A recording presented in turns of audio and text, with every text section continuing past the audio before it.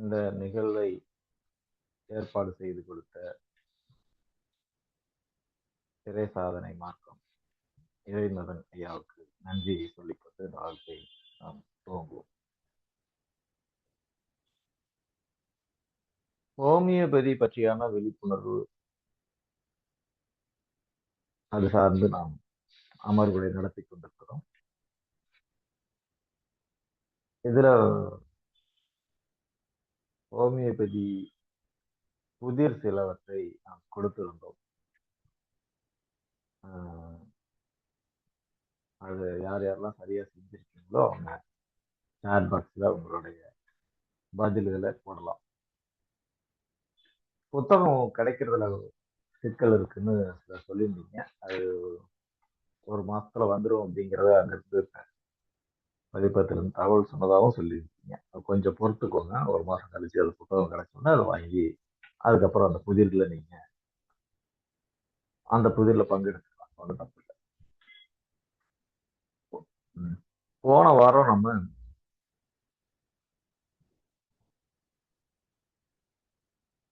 ஆண் ஒரு குடும்ப தலைவன் அவனுக்கு இருக்க வேண்டிய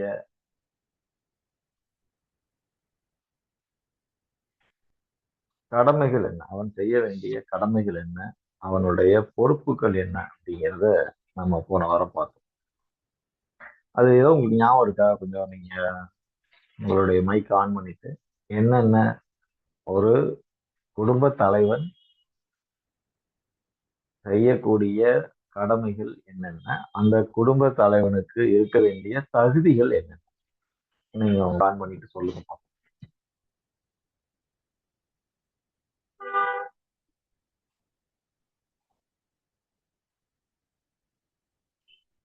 சரிம்மா. ஜெயப்பிரியம்மா உங்களுக்கு அன்மியூட் கொடுங்களேன். ஜெயப்பிரியாம்மா,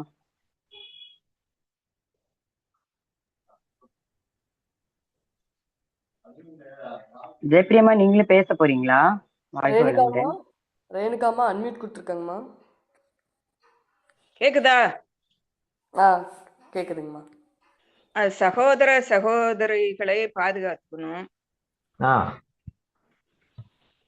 அம்மா அப்பா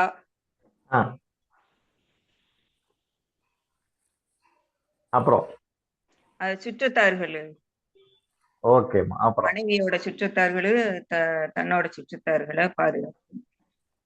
குலதெய்வ வழிபாடு செய்யணும்.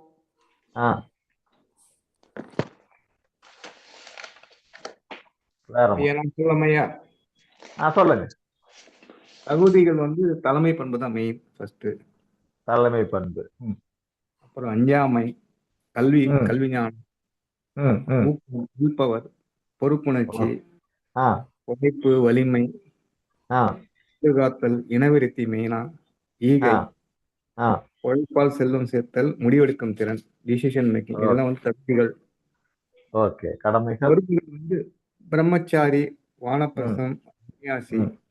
அடுத்ததுல ஆதரவற்றோர், வறியவர், இறந்தோர். தென்படுத்தோர், குலதெய்வ வழிபாடு, விருந்தின உபச்சாரம், உறவினர் பேணுதல், தன்னை பேணுதல், இதெல்லாம் கடமைகள். ஓகே, அருமைங்க. அப்போ இந்த கடமை பொறுப்புகள் இத பேணுவதற்கு அதாவது 11 கடமைகள், 11 பொறுப்புகள். அதாவது தன்னுடைய குடும்பத்துல இருக்கிற பிரம்மச்சரி, திருமணம் ஆகாதவர்கள் அல்லது கல்வி நோக்கி பயணித்துக் கொண்டிருக்கிறவர்களை பாதுகாக்கிறது. அதுக்கப்புறம் அவங்க அப்பா அம்மா, அதாவது குடும்ப பொறுப்பு. இவர் குடும்ப பொறுப்பு எடுத்துக்கிட்டோம்னா அந்த குடும்ப பொறுப்பை இவங்கள்ட்ட விடுற அந்த பெற்றோர்கள், அந்த பெற்றோர்களின் பெற்றோர்கள், அவங்களெல்லாம் வானப்பிரத்தன், சன்னியாசி அப்படிங்கிறது நம்ம சொல்லுவோம். அப்புறம் அவங்க குடும்பத்துல இருக்கிற ஆதரவற்றோர், அப்புறம் அந்த அந்த குடும்பம் மற்றும் அவங்களுடைய உற்றார் சார்ந்த அவங்க யாராவது அதுல இறந்திருந்தா அவங்களுக்கான கடமைகள். அப்புறம் நம்முடைய இந்த மனித குலம் தோன்றிய இடமான தென்புலத்தை மையமாக கொண்ட அந்த தென்புலத்தோர், அப்படி நம்முடைய குலத்தில் நமக்காக உயிர் நீத்து தெய்வமாகிய குல தெய்வங்கள் அவங்களை வழிபடுதல். அதுக்கப்புறம் விருந்தினர்கள், உறவினர்கள். அதுக்கு இவங்களை எல்லாத்தையும் பேணுவதற்கு முதல்ல அவங்க தன்னை பேணி இருக்க வேண்டும். இப்ப இந்த 11 கடமைகளையும் செய்யறதுக்கு தயாரா இருக்கிறவங்க மட்டும்தான் இல்லறத்திற்குள்ள போகணும். அதாவது திருமணம் செய்து கொள்ளணும். அப்படி இந்த 11 கடமைகளையும் செய்ய எனக்கு முடியாதுங்க அப்படின்னா அவங்க கடைசி வரலும் பிரம்மச்சாரியாவே இருந்துட்டு போயிடலாம். அப்படி அவங்க உள்ள போறதுக்கு என்னென்ன தகுதி வேணும் அப்படின்னு பார்த்தீங்கன்னா, அவங்களுக்கு தலைமை பண்பு வேணும், தைரியம் வேணும், அதுக்கு அவங்களுக்கு நாலேஜ், கல்வி, கேள்வி, அறிவுகள்ல அந்த நாலேஜ் வேணும், அவங்களுக்கு ஊக்கம் வேணும், பொறுப்புணர்ச்சி இருக்கணும், முடிவெடுக்கிற திறன் இருக்கணும், உழைக்கிறதுக்கு தேவையான தெம்பு இருக்கணும், உழைப்பு மூலியமா பணம் சேர்க்கணும், வலிமையா இருக்கணும், அதாவது தன்னுடைய குடும்பத்தை பாதுகாக்கிறதுக்கான அவங்களுக்கு உடல் தகுதி இருக்கணும், உடல் வலிமையும் மன வலிமையும் இருக்கணும். அப்புறம் இனவிருத்தி செய்வதற்கான திறனோட இருக்கணும். அதே நேரத்துல தான் சேர்த்து வைத்த செல்வத்தை பகிர்ந்து கொடுக்கிற அந்த ஈகை குணமும் இருக்கும். இந்த தகுதிகள் இருக்கணும். இந்த தகுதிகள் இருந்தா செய்யக்கூடிய பொறுப்புகள் இது எல்லாத்தையும் செய்யறவங்க தான் திருமணம் செய்வதற்கு தகுதியானவர் அப்படிங்கிறத திருவள்ளுவர் சொல்றாரு. ஓகேங்க, இந்த தகுதியெல்லாம் இல்லாம நான் இந்த பொறுப்புகளையும் என்னால செய்ய முடியாம நான் இப்போ ஒரு குடும்ப தலைவனா மாறி, அப்ப என்ன ஆகும்?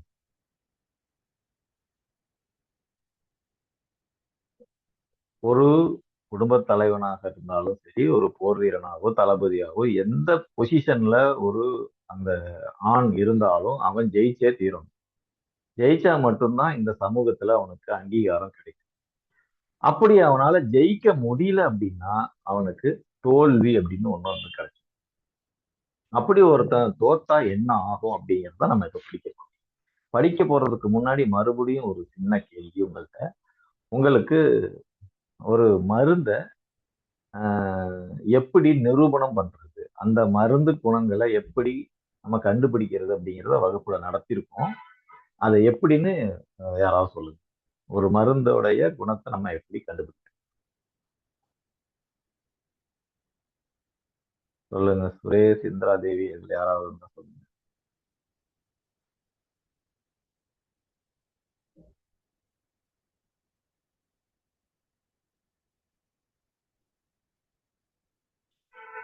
ஒரு மருந்து குணத்தை எப்படி கண்டுபிடிக்கிறது உங்களுக்கு நடத்திருக்கேன், ஏற்கனவே சொல்லியிருக்கேன், சொல்லுங்க.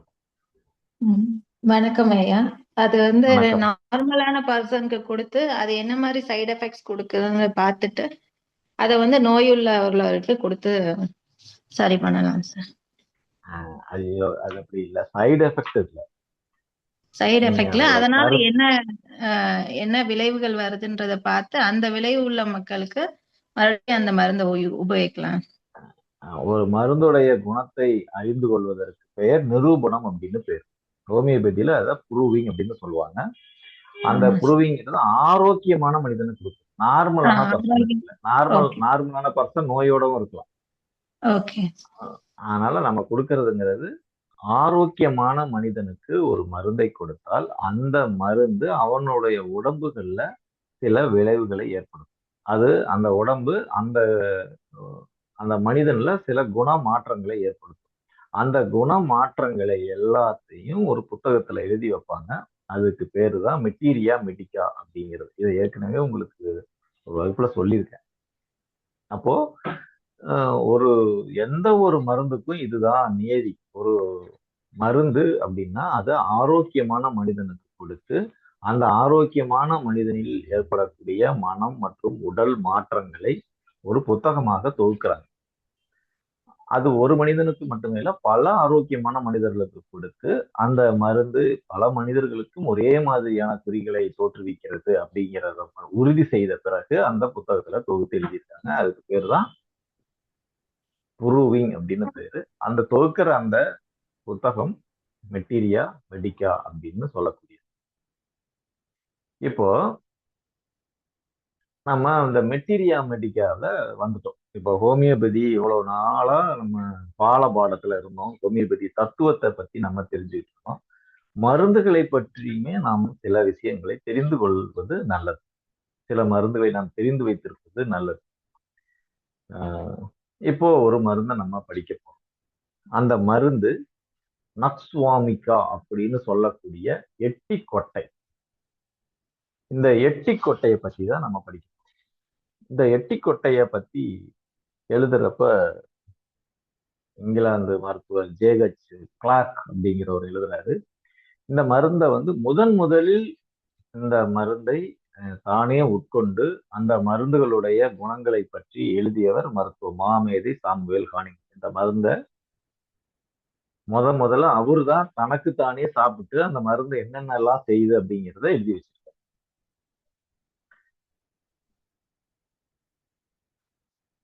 இந்த மருந்து எங்க இருந்து அவர் எடுத்துட்டு வந்தோம் அப்படிங்கிறத டாக்டர் கிளார்க் எழுதுறாரு. இது எங்கேயோ கோரமண்டல் போஸ்ட்னு ஒரு ஊர்ல இருந்து இந்த மருந்தை எடுத்து அதை ஜெர்மனியில இருக்கக்கூடிய நம்முடைய மருத்துவ மாமேதை சாமுவேல் ஹானிமன் இந்த மருந்தை உட்கொண்டு அதனுடைய மருத்துவ குணங்களை எழுதியிருக்காரு. இப்போ உங்கள்கிட்ட இன்னும் ஒரு கேள்வி கேட்கணும்னு எனக்கு தோணுது. இந்த கோரமண்டல் போஸ்ட் அப்படிங்கிறது என்னன்னு உங்களுக்கு யாருக்காவது தெரியுமா? அது எங்க இருக்குன்னு யாருக்காவது தெரியுமா? சொல்லுங்க பாப்போம்.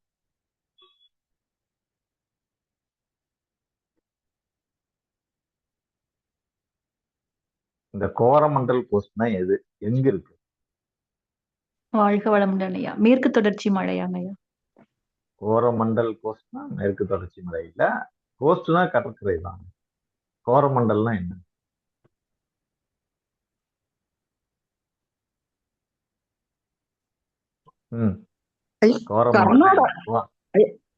கர்நாடகால இருக்குன்னு நினைக்கிறேங்க. அது இந்த கர்நாடகா இல்ல. கோரமண்டல் சிமெண்ட் வச்சிருக்காங்க. கோரமண்டல் சிமெண்ட் ஒரு சிமெண்ட் இருக்கு. கோரமண்டல் போஸ்ட் கோரமண்டல் போஸ்ட் மலையும் கடல் சேர்ந்த மாதிரி ஒரே இடத்துல இருக்கும். கோவா. நான் இன்னொரு குழு தரேன். கோரமண்டல் போஸ்ட் அப்படின்னா இப்ப ஒரு கோஸ்ட் அப்படின்னா அந்த கடற்கரை எப்படி சொல்லுவாங்கன்னா அந்த கடலின் பேரால் தான் சொல்லுவாங்க. அப்படின்னா இது கிட்டத்தட்ட கோரமண்டல் சி அப்படிதான் அதோடைய அர்த்தம். ஆனா இப்போ அப்படி ஒரு கடல் இல்லை. கோரமண்டல் கடல்னு ஒரு கடல் ஏற்கனவே இருந்திருக்கு. அந்த கடல் எந்த கடல்? கடலோர பகுதிகள். அரபிக்கடல். எந்த எதுமா? கடலோர பகுதிகள் கோரமண்டல் கோஸ்ட். அரபிக்கடல். பெங்களூர்ல கூட கோரமண்டலம் ஒரு ஏரியா இருக்குங்கய்யா.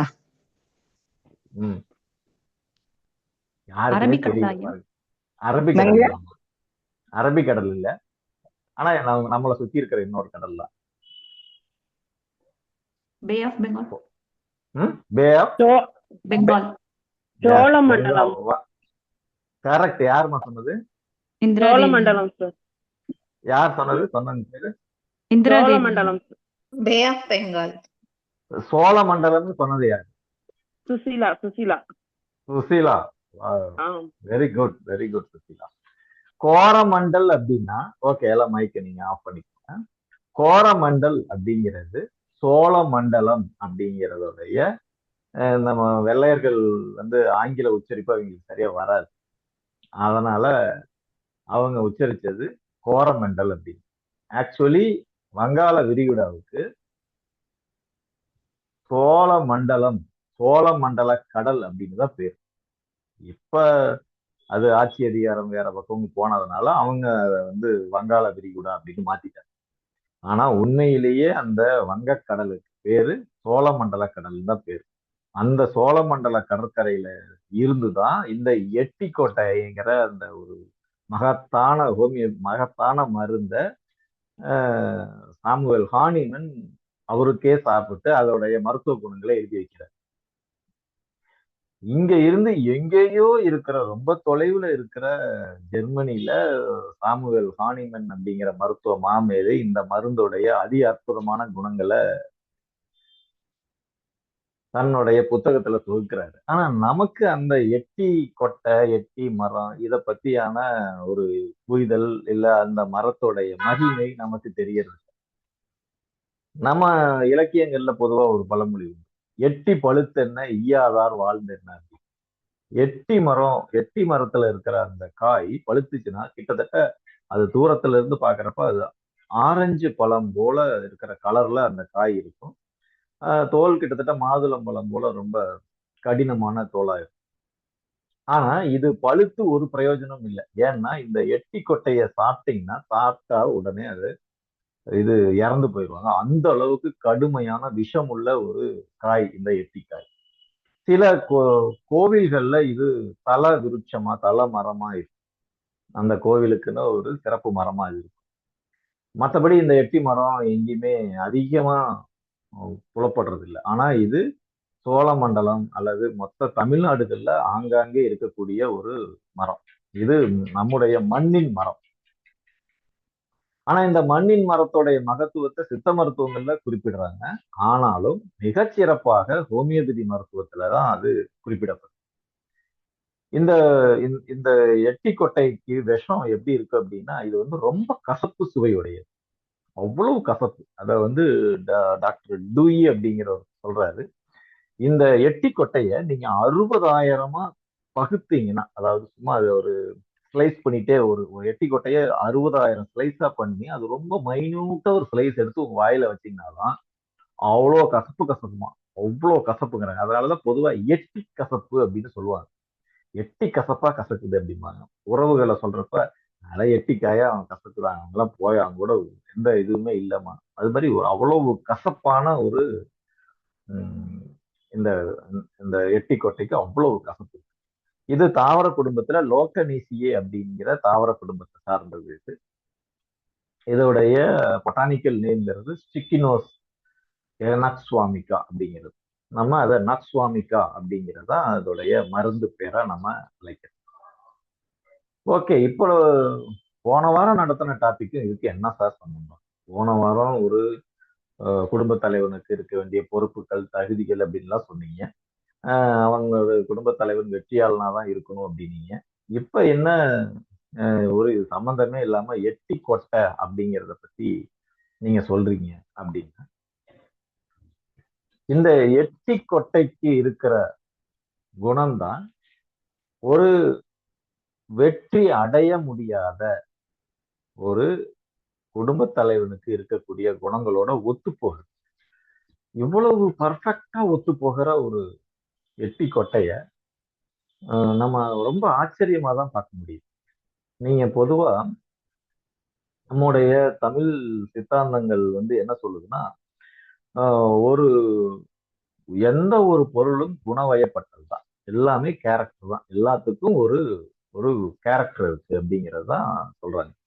நம்ம வித்தியாசப்படுத்தணும்னாவே கேரக்டர் வச்சுதான் வித்தியாசப்படுத்தணும் அப்படின்னு நம்முடைய சமய நூல்களும் சொல்லுது. இப்போ உங்களுக்குன்னு ஒரு கேரக்டர் இருக்குன்னா அந்த கேரக்டர் எல்லாம் எடுத்துட்டீங்கன்னா நீங்க இல்லை, அது அவ்வளவுதான். இப்போ உதாரணத்துக்கு சொல்ல போனா ஒரு ரோஜா பூ இருக்குன்னா அது ரோஜா பூவுக்கு மென்மை, அதோடைய சிவப்பு நிறம், அதோடைய அதோடைய வாசனை, இது எல்லாம் சேர்ந்துதான் ரோஜா அப்படின்னு ஒரு பேர் வைக்கும். இப்ப இதுல இருக்கிற வாசனை எடுத்துட்டு அதனுடைய வண்ணத்தை எடுத்துட்டு அதோடைய மென்மையை எடுத்துட்டு எல்லாத்தையும் எடுத்துட்டு அது ரோஜான்னு நம்ம எப்படி சொல்ல முடியும்? அப்போ எல்லாத்துக்கும் ஒரு கேரக்டர் இருக்கு. அது மாதிரி தோற்று போன மனிதனுக்குன்னு ஒரு கேரக்டர் உருவாகும். அந்த கேரக்டரும் இந்த எட்டி கொட்டையோட கேரக்டரும் கிட்டத்தட்ட ஒன்று போலவே இருக்கு, ஒருமித்து இருக்கு. அதனாலதான் நம்ம இந்த எட்டி கொட்டையோடைய குணங்களை நம்ம இப்ப பார்க்க போறோம். நீங்க பாக்குறப்பவே தெரியும் உங்களுக்கு எப்படி அந்த ஒரு தோற்று போன குடும்ப தலைவன் எப்படி இருக்கானோ அதே மாதிரி இது இருக்கு அப்படிங்கிறது. இப்ப எட்டி கொட்டைய மருத்துவ மாமேதை சாமுவேல் ஹானிமன் தனக்கே எடுத்துக்கிறாரு. எடுத்துக்கிட்டு அதோடைய மருந்து குணங்களை அந்த புத்தகத்துல எழுதி வைக்கிறாரு. அவரை தொடர்ந்து பல ஹோமியோபதி மேதைகள் தங்களை அந்த மருந்தை பற்றியான குணங்குறிகளை தொகுத்திருக்காங்க. இது எல்லாத்துல இருந்தும் எடுத்துக்கிட்டு நம்ம இப்போ அதை பார்ப்போம். அந்த மருந்தோடைய முக்கியமான குணங்கள் என்ன அப்படிங்கிறத பார்ப்போம். பொதுவா அந்த நக்ஸ்வாமிக்காவா மாறின அந்த நபர்கள் எப்படி இருக்காங்கன்னா, வாழ்க்கையே ஒரு போர் மேடைங்க அப்படிதான் பாக்குறாங்க. இது வந்து ஒரு போர், வாழ்க்கையே ஒரு போர்க்களம் தான். அந்த போர்க்களத்துல நம்ம ஜெயிக்கணும், அதுதான் அவங்களுக்கு ரொம்ப முக்கியமான நோக்கமா இருக்கு. ஆனா அவங்களுக்கு ஜெயிச்சிட்டோம் அப்படிங்கிறது போதாது. அதாவது வெற்றி கோப்பை அப்படிங்கிறது முக்கியம் இல்லை, நான் ஜெயிச்சிட்டேன் அப்படிங்கிற அந்த ஃபீலிங் தான் அவங்களுக்கு தேவை. நான் ஜெயிச்சிட்டேன் அப்படிங்கிற ஃபீலிங்ஸ் அவங்களுக்கு ரொம்ப முக்கியம். அதனால இவருக்கு வந்து ஒரு அந்த அந்த ஃபீலிங்ஸ் கண்டினியூஸா கிடைச்சிக்கிட்டே இருக்கணும். அவர் வந்து அந்த ஃபீலிங்ஸ் கிடைச்சாதான் அவருக்கு வந்து அந்த ஒரு நிறைவு கிடைக்கும். அதனால வெறும் கப்பு மட்டும் அவருக்கு போதாது. அந்த தொடர்ச்சியா அந்த ஃபீலிங்ஸ் இருக்கிறது, அதாவது ஜெயிச்சிட்டோம் அப்படிங்கிற ஒரு ஃபீல், அந்த ஒரு உணர்ச்சி இருக்கிறப்பதான் அவருக்கு தன்னம்பிக்கையே அவருக்கு வருது. அதனால வாழ்க்கையே அவர் ஒரு எப்பவுமே ஒரு போட்டியா தான் பார்ப்பார். அதாவது ஜெயிக்க வேண்டிய ஒரு போட்டியா தான் பார்ப்பார். ஒவ்வொரு மேட்ச் எல்லாமே ஒரு கிரிக்கெட் மேட்ச் போல, இல்ல ஒரு விளையாட்டு போட்டி போல, எல்லா போட்டியிலும் நான் ஜெயிச்சுட்டே இருக்கணும் அப்படின்னு அவர் நினைக்கிறார். ஒருவேளை அவரால் ஜெயிக்க முடியல அப்படிங்கிறது, இனிவே என்னால ஜெயிக்கவே முடியாது அப்படின்னு அவருக்கு எப்ப தெரியுதோ, அப்ப ஐ ஆம் த ஃபெயிலியர், நான் தோத்து போயிட்டேன் அப்படின்னு அவர் ஒரு உணர்வார். அவரு தான் தோத்து போயிட்டுன்னு உணர்வார். இப்ப நீங்க இதை எப்படி குடும்ப தலைவனுக்கு பொருத்தி பார்க்கலாம்னா, இப்ப குடும்ப தலைவன் தன்னுடைய பொறுப்புகள் தெரியாம, தன்னுடைய தகுதி இல்லாம கல்யாணம் பண்ணிருக்கான். அவனால அந்த குடும்பத்தை ஹேண்டில் பண்ண முடியாது. இப்போ இந்த 11 கடமைகளையும் அவனால பார்க்க முடியாத போது, அதாவது இந்த குடும்பங்கிறது ஒரு ஏற்கனவே நெறிப்படுத்தப்பட்ட ஒரு அமைப்பு. இந்த 11 பேரை தாங்கணும் அப்படிங்கிறது அவனுடைய பொறுப்பு. இந்த அவனுடைய தகுதிகள் அப்படிங்கிறது அவனுடைய குவாலிட்டி. இந்த குவாலிட்டி இல்லாம இந்த பொறுப்புகளை தாங்கலன்னா ஆட்டோமேட்டிக்காவே அந்த குடும்பங்கிற ஸ்ட்ரக்சர் சிதைய ஆரம்பிச்சு. இப்ப நீங்க குடும்பங்கிற ஸ்ட்ரக்சர் சிதைய ஆரம்பிக்கிறப்ப அதை சரிப்படுத்துறதுக்கு தான் அவனுக்கு இந்த தகுதிகள்ங்கிறது தேவை. ஆனா இந்த தகுதிகள் ஏதாவது ஒண்ணு அவனுக்கு குறையிறப்ப அவன் இந்த குடும்பம் சிதையறதையோ, இந்த குடும்பம் வந்து இந்த குடும்பத்தை தலைவனா இருந்து வெற்றி ஈட்டக்கூடிய அந்த நிலையோ இவன் கை மீறி போயிடும். அப்போ அவனால முயற்சி பண்ணி பார்த்தாலும், அவனுக்கு இருக்க வேண்டிய தகுதிகள் இல்லாம இருந்தாலோ, அவனுக்கு அந்த கடமைகள் புரியாம இருந்தாலோ, அவனால அந்த குடும்பத்தை இவன் கண்ட்ரோல்ல வச்சுக்க முடியாது. அப்புறம் ஒரு கட்டத்துல இனிமே நம்ம கண்ட்ரோல் பண்ணவே முடியாதுன்னு அவன் எப்ப நினைக்கிறானோ, அப்ப அவன் தோத்து போனதா ஃபீல் பண்ணுவான். நீங்க ஒரு படம் பார்த்திருக்கீங்க, அஞ்சாதேன்னு ஒரு படம். இதுல இந்த ரெண்டு பேருமே ஃப்ரெண்டா இருப்பாங்க. 2 பேருமே போலீஸ் வேலைக்காக, அதுல அந்த ஹீரோ பக்கத்துல இருக்கிற ஃபேஸ் வந்து அவன் ஹீரோ போலீஸ் ஆகணுங்கிறதுக்காக கடுமையா காம்படிட்டிவ் எக்ஸாம்லாம் எழுதி படிப்பான். ஆனா என்ன ஆகும்னா, இந்த ஹீரோவுடைய அப்பா வந்து காசு கொடுத்து இந்த பையனுக்கு வேலை வாங்கிடுவாரு. அவன் நேர்மையா படிச்சு அந்த காம்படிட்டிவ் எக்ஸாம்ல எழுதி பார்ப்பான். அவன் தோத்துருவான், அவன் ஃபெயில் ஆயிடுவான். ஃபெயில் ஆன உடனே ஆனா அவன் தான் மேலேயே நம்ம வந்து ஜெயிக்கணும், ஒரு போலீஸ் ஆகணும் அப்படிங்கிற வெறியோட படிச்சுட்டு இருக்கான். அவனுக்கு இனிமே நம்மளால போலீஸே ஆக முடியாது அப்படின்னு போறப்ப, இந்த படத்துல அந்த அந்த கதாபாத்திரம் என்ன ஆகும்னா, தோல்வி அடைஞ்சு குடிகாரனா மாறி அந்த குடும்பத்துக்கு ஒரு பெரிய தொல்லையா மாறி கடைசியில குற்றச் செயல்கள் செய்யக்கூடிய ஒரு கூட்டத்தோட சேர்ந்து கடைசியில தன்னுடைய நண்பர்களே ஒருத்தனை கொல்ற மாதிரி ஒரு சூழல் வந்து கடைசியில இறந்து போயிடுவான். சூசைட் பண்ணியோ இல்ல நண்பனாலே சுடப்பட்டோ இறந்து போயிடும். அப்போ தோல்வி அடைஞ்சா என்ன ஆகும் அப்படிங்கிறத சொல்லக்கூடிய ஒரு கேரக்டரா அந்த அந்த அந்த கதாபாத்திரம் இருக்கு. இதுதான் எக்ஸாக்ட்லி நக்ஸ்வாமிகாவுடைய கேரக்டர். அதே மாதிரிதான் குடும்ப தலைவன் தோல்வி அடைஞ்சாலும். இன்னும் நல்ல உதாரணம் சொல்ல போனா, பல் இல்லாத சிங்கம். ஒரு சிங்கத்துக்கு பல்லுதான் அழகு. அதோடைய நீங்க வெறும் ஒரு பல்லு இல்லாத சிங்கம் கர்ஜித்தாலும் பல்லு இல்லைன்னு தெரிஞ்சிருச்சுன்னா அதுக்கப்புறம் அதுகிட்ட மிருகங்கள் வந்து பெருசா பயப்படாது. ஏன்னா இது ஒரு கடி கடிச்சா அப்படியே அதோடைய 10-15 கிலோ சதையை எடுக்க முடியும், அந்த அளவுக்கு அதோட பல்லு இருக்கு. இப்ப நீங்க ஒரு குடும்ப தலைவனுக்கு பல்லு இல்லைன்னு வச்சு, அதாவது ஒரு பல் பிடுங்கப்பட்ட ஒரு சிங்கம் அந்த அந்த குடும்பத்தை எப்படி கண்ட்ரோல் பண்ண முடியும்? இப்ப சிங்கம் எப்படி தலைவனாகவே இருக்கும், அப்போ அதுக்கு அந்த தலைவன் தகுதி போயிருச்சுன்னா அதோடைய கர்ஜனை இருக்கு பாத்தீங்களா, அது ரொம்ப கொடூரமா இருக்கும். அதாவது அது வீட்டுல இருக்கிற அதோடைய மனைவியோ குழந்தைங்களையோ போட்டு பராண்டி வச்சிரும். ஏன்னா வெளியாட்களை போய் ஒன்றும் செய்ய முடியாது. ஏன்னா அங்க போனா அதுகிட்டதான் அடி வாங்கிட்டு வர மாதிரி இருக்கும். அது மாதிரி இந்த தோற்று போன ஒரு குடும்ப தலைவன் பல் பிடுங்கப்பட்ட ஒரு சிங்கமாவே அது இருக்கும். ஓகே, இப்ப மனிதரா இந்த நக்ஸ்வாமிக்கா இருக்கிறாங்க அப்படின்னா அவங்க என்னன்னா, இப்ப நம்ம தோத்துக்கிட்டு இருக்கிறேன் அப்படிங்கிறப்ப அவங்க என்ன ஆவாங்க, சரி எப்படியாவது ஜெயிக்கணும், ஜெயிச்சா நம்ம என்ன பண்ணுவோம், அந்த வெற்றியை மறுபடியும் ருசிச்சிடலாம். அப்போ தகுதி இல்ல, எனக்கு தேவையான தகுதி இல்ல, அப்போ தகுதி கொஞ்சம் கம்மியா இருக்கு, அப்ப நான் என்ன செய்வேன், எப்படியாவது ஜெயிக்கணும்னு நினைப்பேன். அப்போ எப்படியாவது ஜெயிக்கணும்னா ஓவர் டைம் ஒர்க் பண்ணுவேன், இல்ல ம், என்ன ஏதாவது செஞ்சு லஞ்சம் கொடுத்தோ அறவழிக்கு புறம்பான வழியில போயோ நான் அதை ஜெயிக்கணும் சாதிக்கணும் அப்படிங்கிறத நான் நினைக்க ஆரம்பிச்சேன். நான் ரொம்ப பர்ஃபெக்டா இருக்கிறேன், இதுக்காக ஜெயிக்கணும். அதாவது இந்த ஒர்க் முடியணும் அப்படின்னா என்னால முடிஞ்ச எக்ஸ்ட்ரா எஃபோர்ட்டை போட்டு நான் ஒர்க் பண்றேன். மேக்சிமம் பாத்தீங்கன்னா இப்போ இந்த ஐடி கம்பெனிஸ்ல இல்ல ஆபீஸ் எல்லாம் பாத்தீங்கன்னா ஓவர் டைம் பண்ணி வேலை பார்ப்பேன். ஏன் அந்த வேலை பார்ப்போம்னா தனக்கு ப்ரமோஷன் கிடைக்கும், ப்ரமோஷன் கிடைச்சா எக்ஸ்ட்ரா பணம் கிடைக்கும், எக்ஸ்ட்ரா பணம் கிடைச்சா இந்த குடும்பத்தை என்னுடைய மனைவி குழந்தைங்களை நல்லா சந்தோஷமா வச்சுக்கக்கூடிய, அவங்களுக்கு ஒரு வீடு வாங்கி தரலாம், புடவை வாங்கி தரலாம், நகை வாங்கி தரலாம், அவங்களுக்கு தேவைகளை பூர்த்தி பண்ண முடியும் அப்படிங்கிறதுக்காக. ஏன்னா இப்ப இருக்கிற சம்பளம் பத்தல, அப்போ அதுக்காக எக்ஸ்ட்ரா எஃபோர்ட் போடுவாங்க.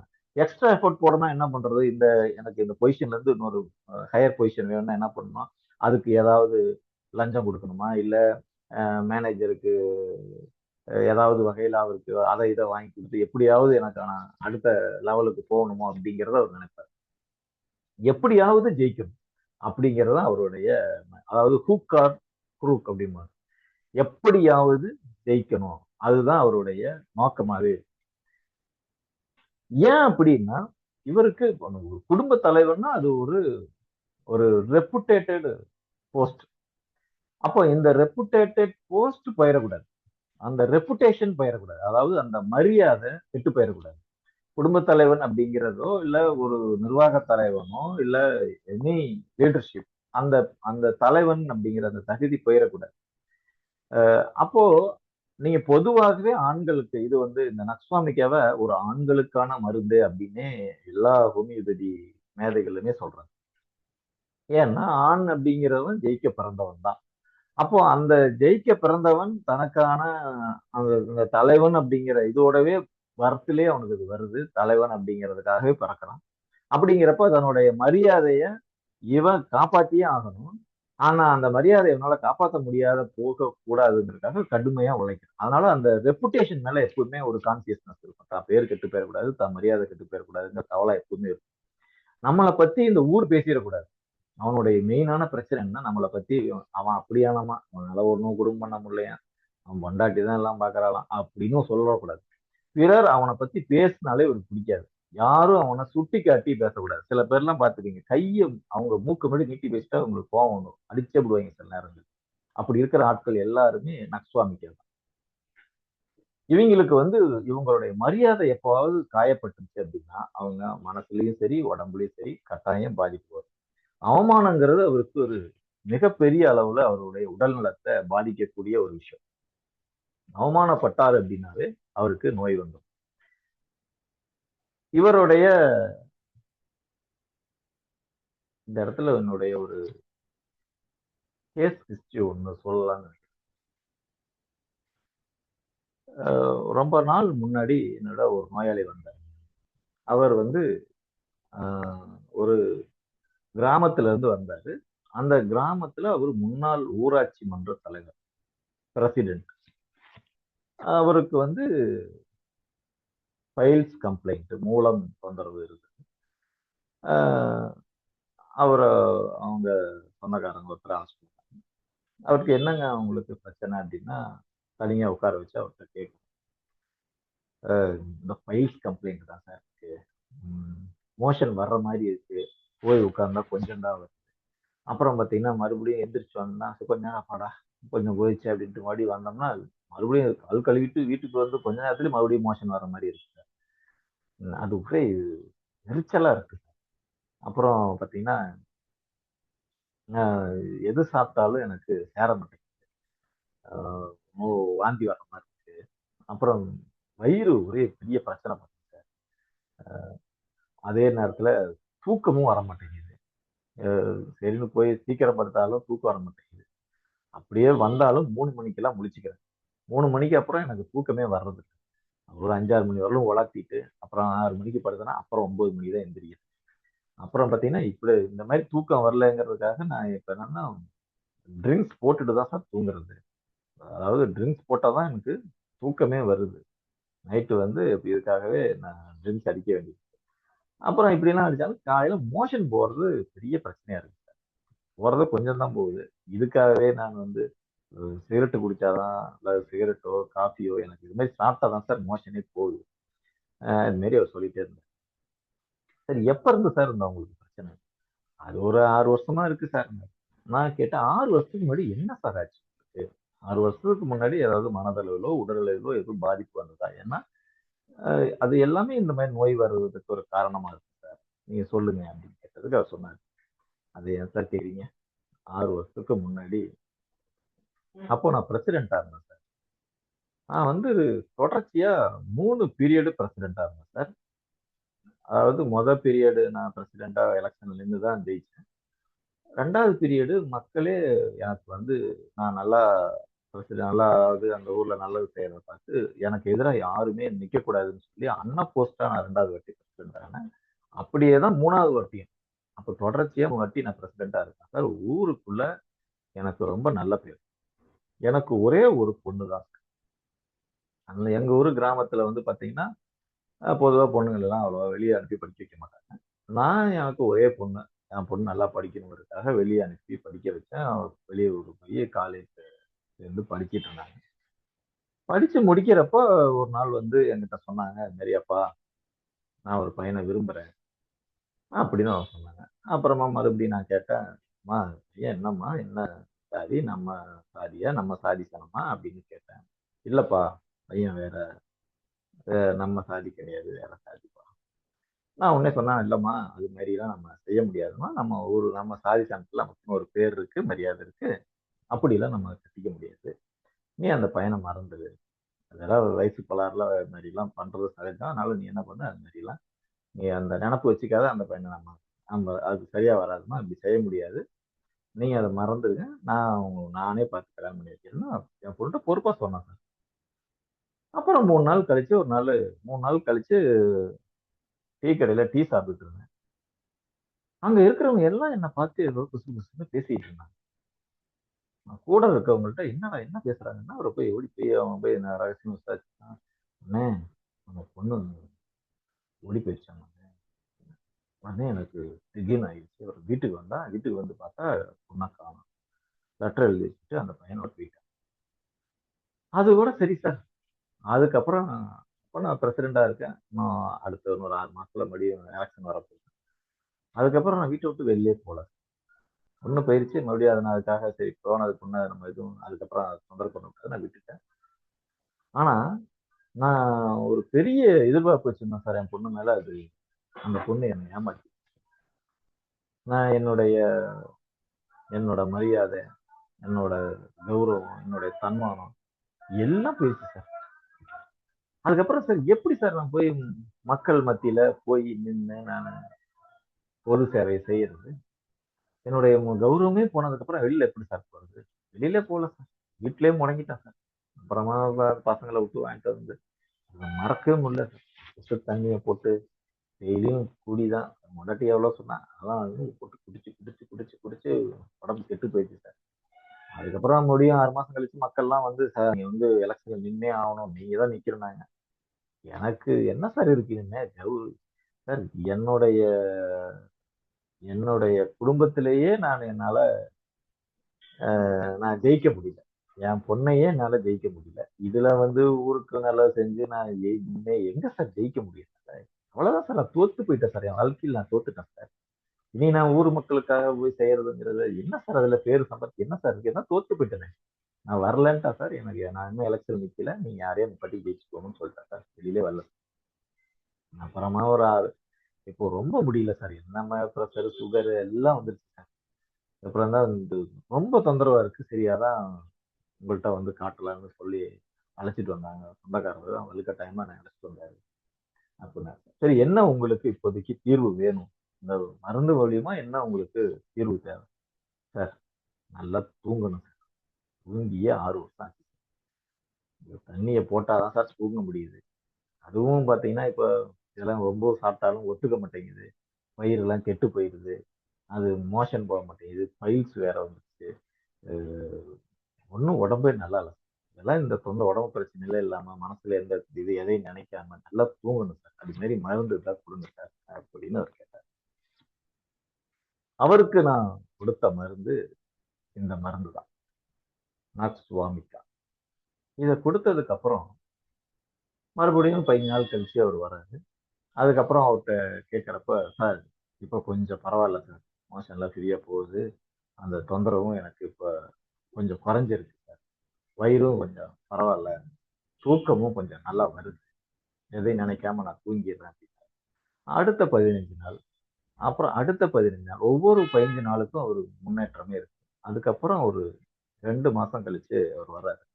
சார் மருந்தை கொஞ்சம் ஒரு 2 மாசத்துக்காக கொடுங்களேன், 15 நாளைக்கு கொடுக்குறீங்க, வெளியூர் போற மாதிரி இருக்கு, 2 மாசத்துக்காக கொடுங்களேன். ஏன் சார் 15 நாளைக்கு ஒருக்கா வந்தீங்கன்னா நம்ம எப்படி கேட்டுக்கிறது சௌரியமா இருக்கு. இல்ல சார், அது அவன் வீட்டுக்காரம்மா சொன்னா,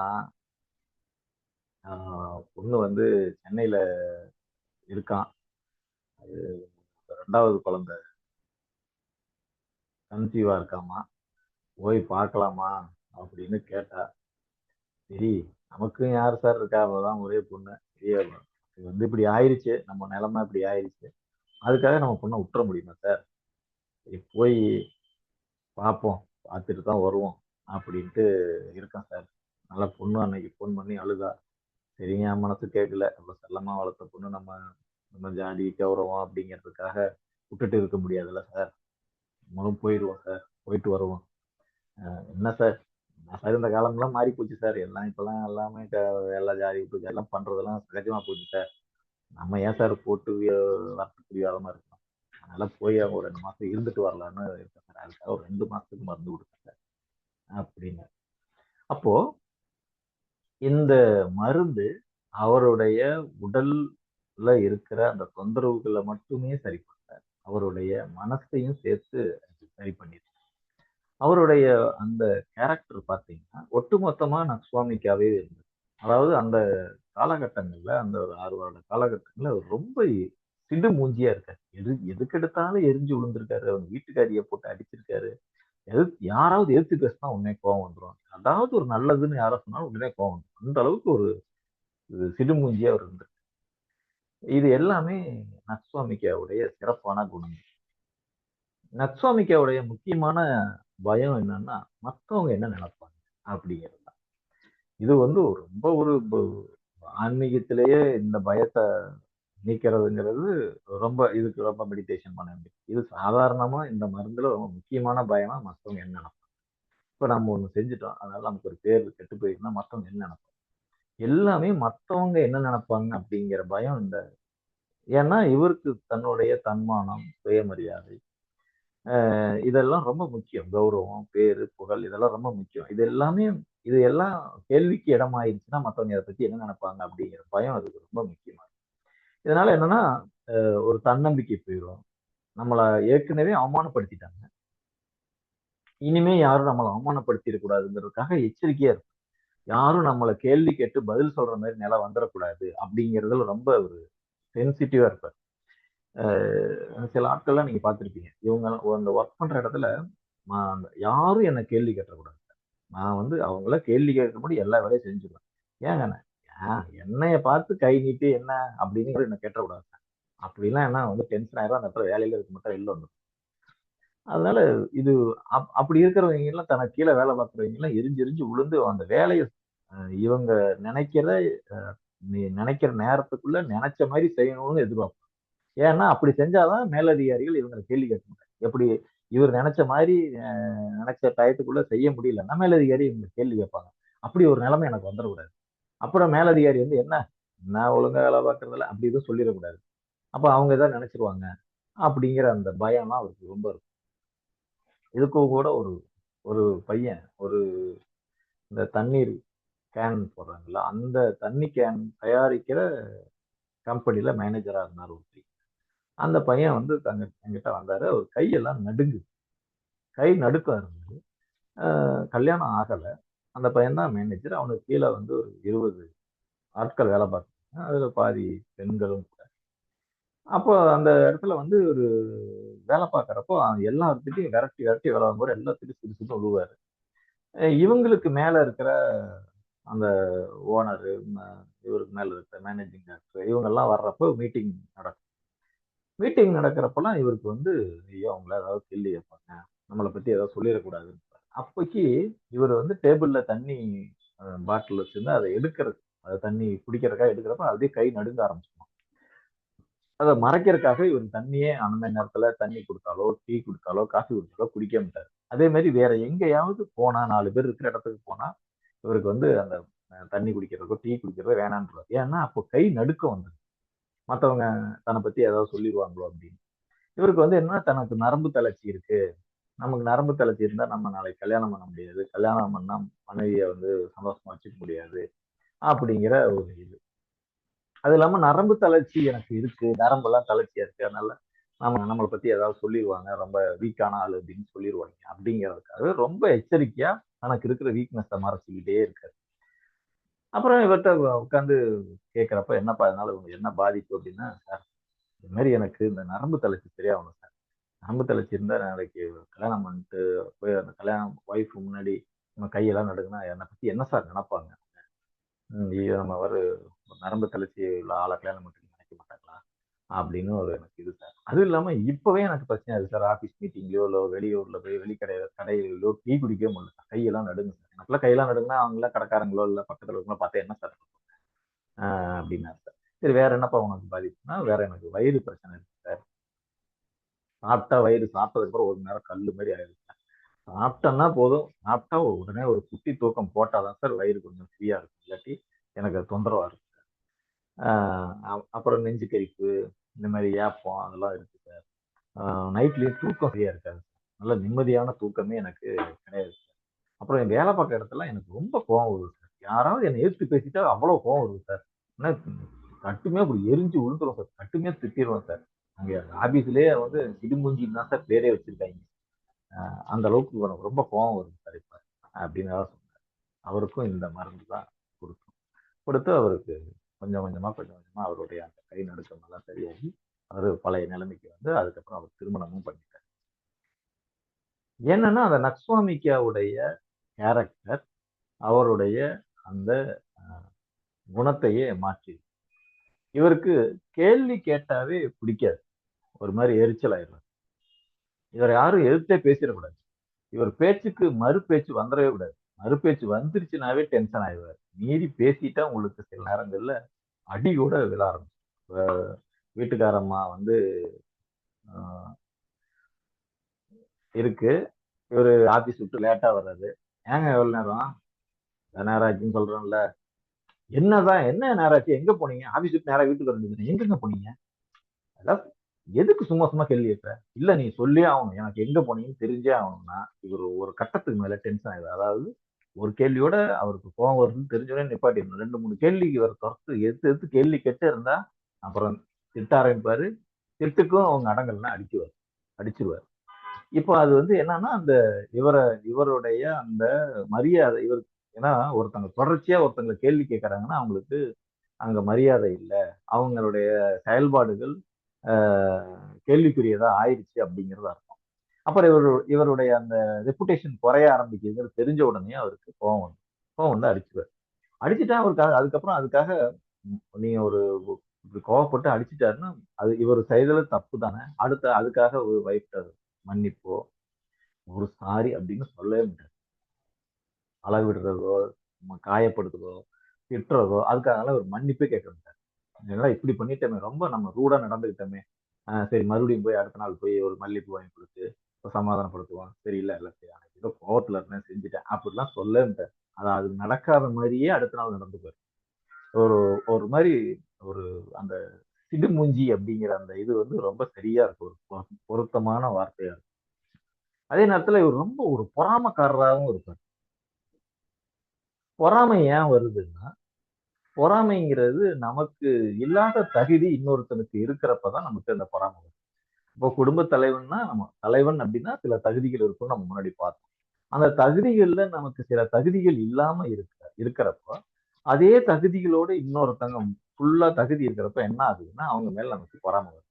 இப்போ இந்த பங்காளி சண்டையெல்லாம் வருது பாருங்க. இப்போ அண்ணன் தம்பி இருக்காங்க அப்படின்னா, இப்போ இந்த குறிப்பா இந்த பாகுபலி படத்துல இந்த இந்த கேரக்டர் அவனுடைய அண்ணனும் தம்பியும் அந்த கேரக்டர் பண்ண எல்லா புகழும் அந்த பாகுபலி அப்படிங்கிற அந்த இதுக்கு கிடைக்கிறப்ப இவனுக்கு கிடைக்காம இருக்கும். அப்ப என்னன்னா பொறாமை வரும். அந்த பொறாமை வந்து என்ன ஆகுதுன்னா சூழ்ச்சி பண்ணி எப்படியாவது அவனை வீழ்த்திட்டு நம்ம அந்த தலைவன் போஸ்டிக்கு போகணும் அப்படிங்கிற மாதிரியான செயல்களை செய்ய தூண்டுது. இதனால அவனுடைய கேரக்டர் ஸ்பாயில் ஆகுது, அவனுக்கு நோய் வருது. இதே பார்த்தீங்கன்னா நம்ம பள்ளிக்கூடங்கள்ல நீங்க பாத்தீங்கன்னா மது எஸ்பெஷலி பெண் குழந்தைகளுக்குள்ள இருக்கு. இது ஆண்களுக்கான மருந்து அப்படின்னு சொல்லப்பட்டாலும் இது எல்லாருக்குமான மருந்து தான். இப்போ வந்து இந்த ஃபர்ஸ்ட் ரேங்க் செகண்ட் ரேங்க் வாங்குற பிள்ளைங்க எல்லாம் பார்க்கறப்ப தெரியும் பொண்ணுங்களை. ஃபர்ஸ்ட் ரேங்க் வாங்குற பொண்ணை விட செகண்ட் ரேங்க் வாங்குற பொண்ணு அந்த ஃபர்ஸ்ட் ரேங்க் வாங்கின பொண்ணோட பேப்பரை செக் பண்ணி வாத்தியார்ட்ட போய், சார் அந்த பொண்ணுக்கு 1/2 மார்க் கூட போட்டிருக்கீங்க, அதை கம்மி பண்ணுங்க. ஏன்னா நீங்க அது சரியே எழுதாம இருக்கிறதுக்கு நீங்க மார்க் போட்டிருக்கீங்க, அதை குறைச்சிட்டா இவங்களுக்கு அவங்களுக்கு ஈக்குவலான மார்க் வந்துடும். இந்த மாதிரியான பொறாமைகள்லாம் இருக்கு. அதே நேரத்துல இவங்களுக்கு எல்லாமே தேவைப்படுற மருந்தும் இந்த நட்சுவாமிக்கா. அது வியாபார போட்டி. பக்கத்துல கடை இருக்கும், அந்த கடைக்கு நிறைய கூட்டம் போகுது, எனக்கு கூட்டம் வரல அப்படிங்கிறப்போ அவங்களுக்குள்ள ஒரு போட்டி வரும், ஒரு போட்டி மனப்பான்மை. அதே மாதிரி ஒரு இம்பார்ட்டன்டான ஒரு ஹஸ்பண்ட் இருக்காரு, அவங்களுக்கு குழந்தை இல்லை அப்படிங்கிறப்போ அவங்க மனைவி அவங்களுடைய ஆபீஸ் கொலீக் யாராவது ஆண்கள்கிட்ட கொஞ்சம் சிரிச்சு பேசிட்டாலோ இல்ல சகஜமா பேசிட்டாலோ இவருக்கு பொறாம வந்துடும். எதுக்கு அவ்வளவு ரொம்ப நேரம் பேசிட்டு இருக்கான்ட்ட அப்படிங்கிற மாதிரியான சண்டை வரும். அப்புறம் சிபிலிங் ரிவல்ரி பாருங்க, அண்ணன் தம்பி அக்கா தங்கச்சி இவங்களுக்குள்ளா வர்ற சண்டைகள் எல்லாமே இந்த பொறாமையால் வர்றதான். இவங்களுக்கு எல்லாமே தேவைப்படக்கூடிய முக்கியமான மருந்து இந்த நட்சுவாமிக்கா. இவர் ரொம்ப ஒரு சண்டைக்காரரா இருந்தது. எதிர்த்து பேசிட்டாலே இவருக்கு பிடிக்காது. என்கிட்ட ஒரு சின்ன பையன் ட்ரீட்மெண்ட்டுக்காக வந்தான். அவங்க அம்மா அழைச்சிட்டு வராங்க, சார் பையனுக்கு சளி அப்படின்னு. அந்த பையன்கிட்ட கேட்குறேன், நீ சொல்லுப்பா அவங்க தொந்தரவு என்ன பண்ணுது அப்படின்னா, எனக்கு சளி பிடிச்சிருக்கு சார், இருமல் இருக்கு, அதுக்கு மருந்து வேணும் அப்படின்னு. உடனே அவங்க அம்மா சொல்றாங்க, சார் அவனுக்கு முகத்துல பருவம் இருக்கு, அதுக்கு மருந்து கொடுங்க. நான் பேசிட்டு இருக்கேன்னு எது குறுக்க பேசுறேன், நீயே சொல்லி மருந்து டக்குன்னு எழுதிச்சு வெளில போயிட்டான். அப்போ பாத்தீங்கன்னா அந்த கோபம், அதாவது இவங்க பேசிட்டு இருக்கப்ப யாராவது குறுக்க மறிச்சு பேசுறதோ இல்ல இவங்களை எதிர்த்து பேசுறதோ அவங்களுக்கு சுத்தமா பிடிக்காது. அம்மா சொல்றாங்க, சார் இப்படிதான் சார் எது கொடுத்தாலும் கோவப்படுறாங்க சார், நம்ம எதை பேசினாலும் உடனே அதுக்காக பேசிட்டு சண்டைக்கு வந்தாங்க அப்படின்னு. அப்போ இந்த மாதிரியான குணங்கள் இருக்கிற அந்த நபர்களுக்கும் நமக்கு தேவையான மருந்து நட்சுவாமிக்கா. பொதுவா இந்த முகமது அலி கேரக்டரா இருக்கலாம், இல்ல இந்த கோபம் வந்தா கண்ணெல்லாம் செவந்து போற கேரக்டரா இருக்கலாம், இவங்களுக்கு எல்லாத்துக்கும் முக்கியமா தேவைப்படுற மருந்து இந்த நட்சுவாமிக்கா. இவர் ஒரு சண்டைக்காரர், அதாவது சாதாரண விஷயத்தையும் சண்டையா மாத்திரக்கூடிய ஒரு நபரா இருக்கு. சாதாரணமா நீங்க வாங்க அப்படின்னு நீங்க வந்து நான் ஒரு நபர்கிட்ட வாங்கய்யா அப்படின்னு சொல்லிட்டேன், அவர் ஒண்ணுது என்ன வாயா போயங்கிற அப்படின்னு சொல்லி அதையே சண்டையா மாத்திட்டார். நட்சுவாமிக்காரங்க எதையெல்லாமே சண்டையா மாத்தணும்னு எதிர்பார்ப்பாங்க. அப்ப அது மாதிரியான சீக்கிரமா பொசுக்குன்னு கோவப்படக்கூடிய, பொசுக்குன்னு எரிச்சல் அடையப்படுறவங்க, ஒரு பொறுமையே இல்லாதவங்க, இவங்க எல்லாம் யாருன்னா இந்த நட்சுவாமிக்கா தான். பொதுவா இந்த நட்சுவாமிக்கா யாருக்கு அதிகமா பயன்படுதுன்னா, உட்கார்ந்தே வேலை பார்க்கறவங்களுக்கு, உடல் அசைவு இல்லாம உட்கார்ந்து வேலை பார்க்கறவங்களுக்கு, மேக்சிமம் ஐடி பீப்புள் அல்லது ஆபீஸ் ஜாப், இவங்களுக்கு தான் அது அதிகமான தேவைப்படுற ஒரு மருந்தா இருக்கு. ஏன்னா அவங்க மென்டல் ஒர்க் அதிகமா இருக்கும். அது வந்து இவங்களுக்கு நட்சுவாமிக்கா மருந்தை பொறுத்தவரை அதிகமான மூளையை யூஸ் பண்ணி வேலை பார்க்கறவங்களுக்கு ஒரு முக்கியமான மருந்து. இவங்களுடைய ஒர்க் ப்ரெஷர் அதிகமா இருக்கும். அதனால இந்த ஒர்க் ப்ரெஷர்னால அவங்களுக்கு ஒரு அடிக்கடி டீ காஃபி அது மாதிரி எல்லாம் குடிச்சிட்டே இருப்பாங்க. நீங்க பாத்தீங்கன்னா ஐடி கலாச்சாரம்னு ஒண்ணு புதுசா உருவாயிருச்சு. ஐடி பீப்புள்ஸ் எல்லாம் பாத்தீங்கன்னா ஒரு வேலை செய்யறவங்களுக்கு 8 மணி நேரம் அப்படிங்கிறது. ஆனா ஐடி எல்லாம் 10 மணி நேரம் 11 மணி நேரம் 12 மணி நேரம் வேலை பார்க்குறேன், 12 மணி நேரம் தாண்டி வேலை பார்க்குறேன். அப்ப என்னன்னா வாரத்துல 6 நாள் கடுமையா வேலை பார்க்குறாங்க. வேலை பார்த்துட்டு சாட்டர்டே ஆனா பார்ட்டிக்கு போயிடுறேன், பப்பு பார்ட்டி. அப்போ என்னன்னா இந்த மாதிரி இந்த கலாச்சாரத்துக்கு உள்ளான எல்லாருக்குமே இந்த நட்சுவாமிக்காங்கிறது அவ்வளவு பொருத்தமான மருந்தா இருக்கு. ஏன்னா இந்த வேலை டென்ஷனை மறக்க பார்ட்டி போறது அப்படிங்கிறது இது அங்க போய் எல்லாமே எல்லா கெட்ட பழக்கங்களையும் அவங்க அன்னைக்கு யூஸ் பண்ணுவாங்க. ஏன்னா இந்த 6 நாளும் உட்கார்ந்தே வேலை பார்க்கறதுக்கு ஒரு ரிலாக்ஸேஷன் தேவைப்படுது.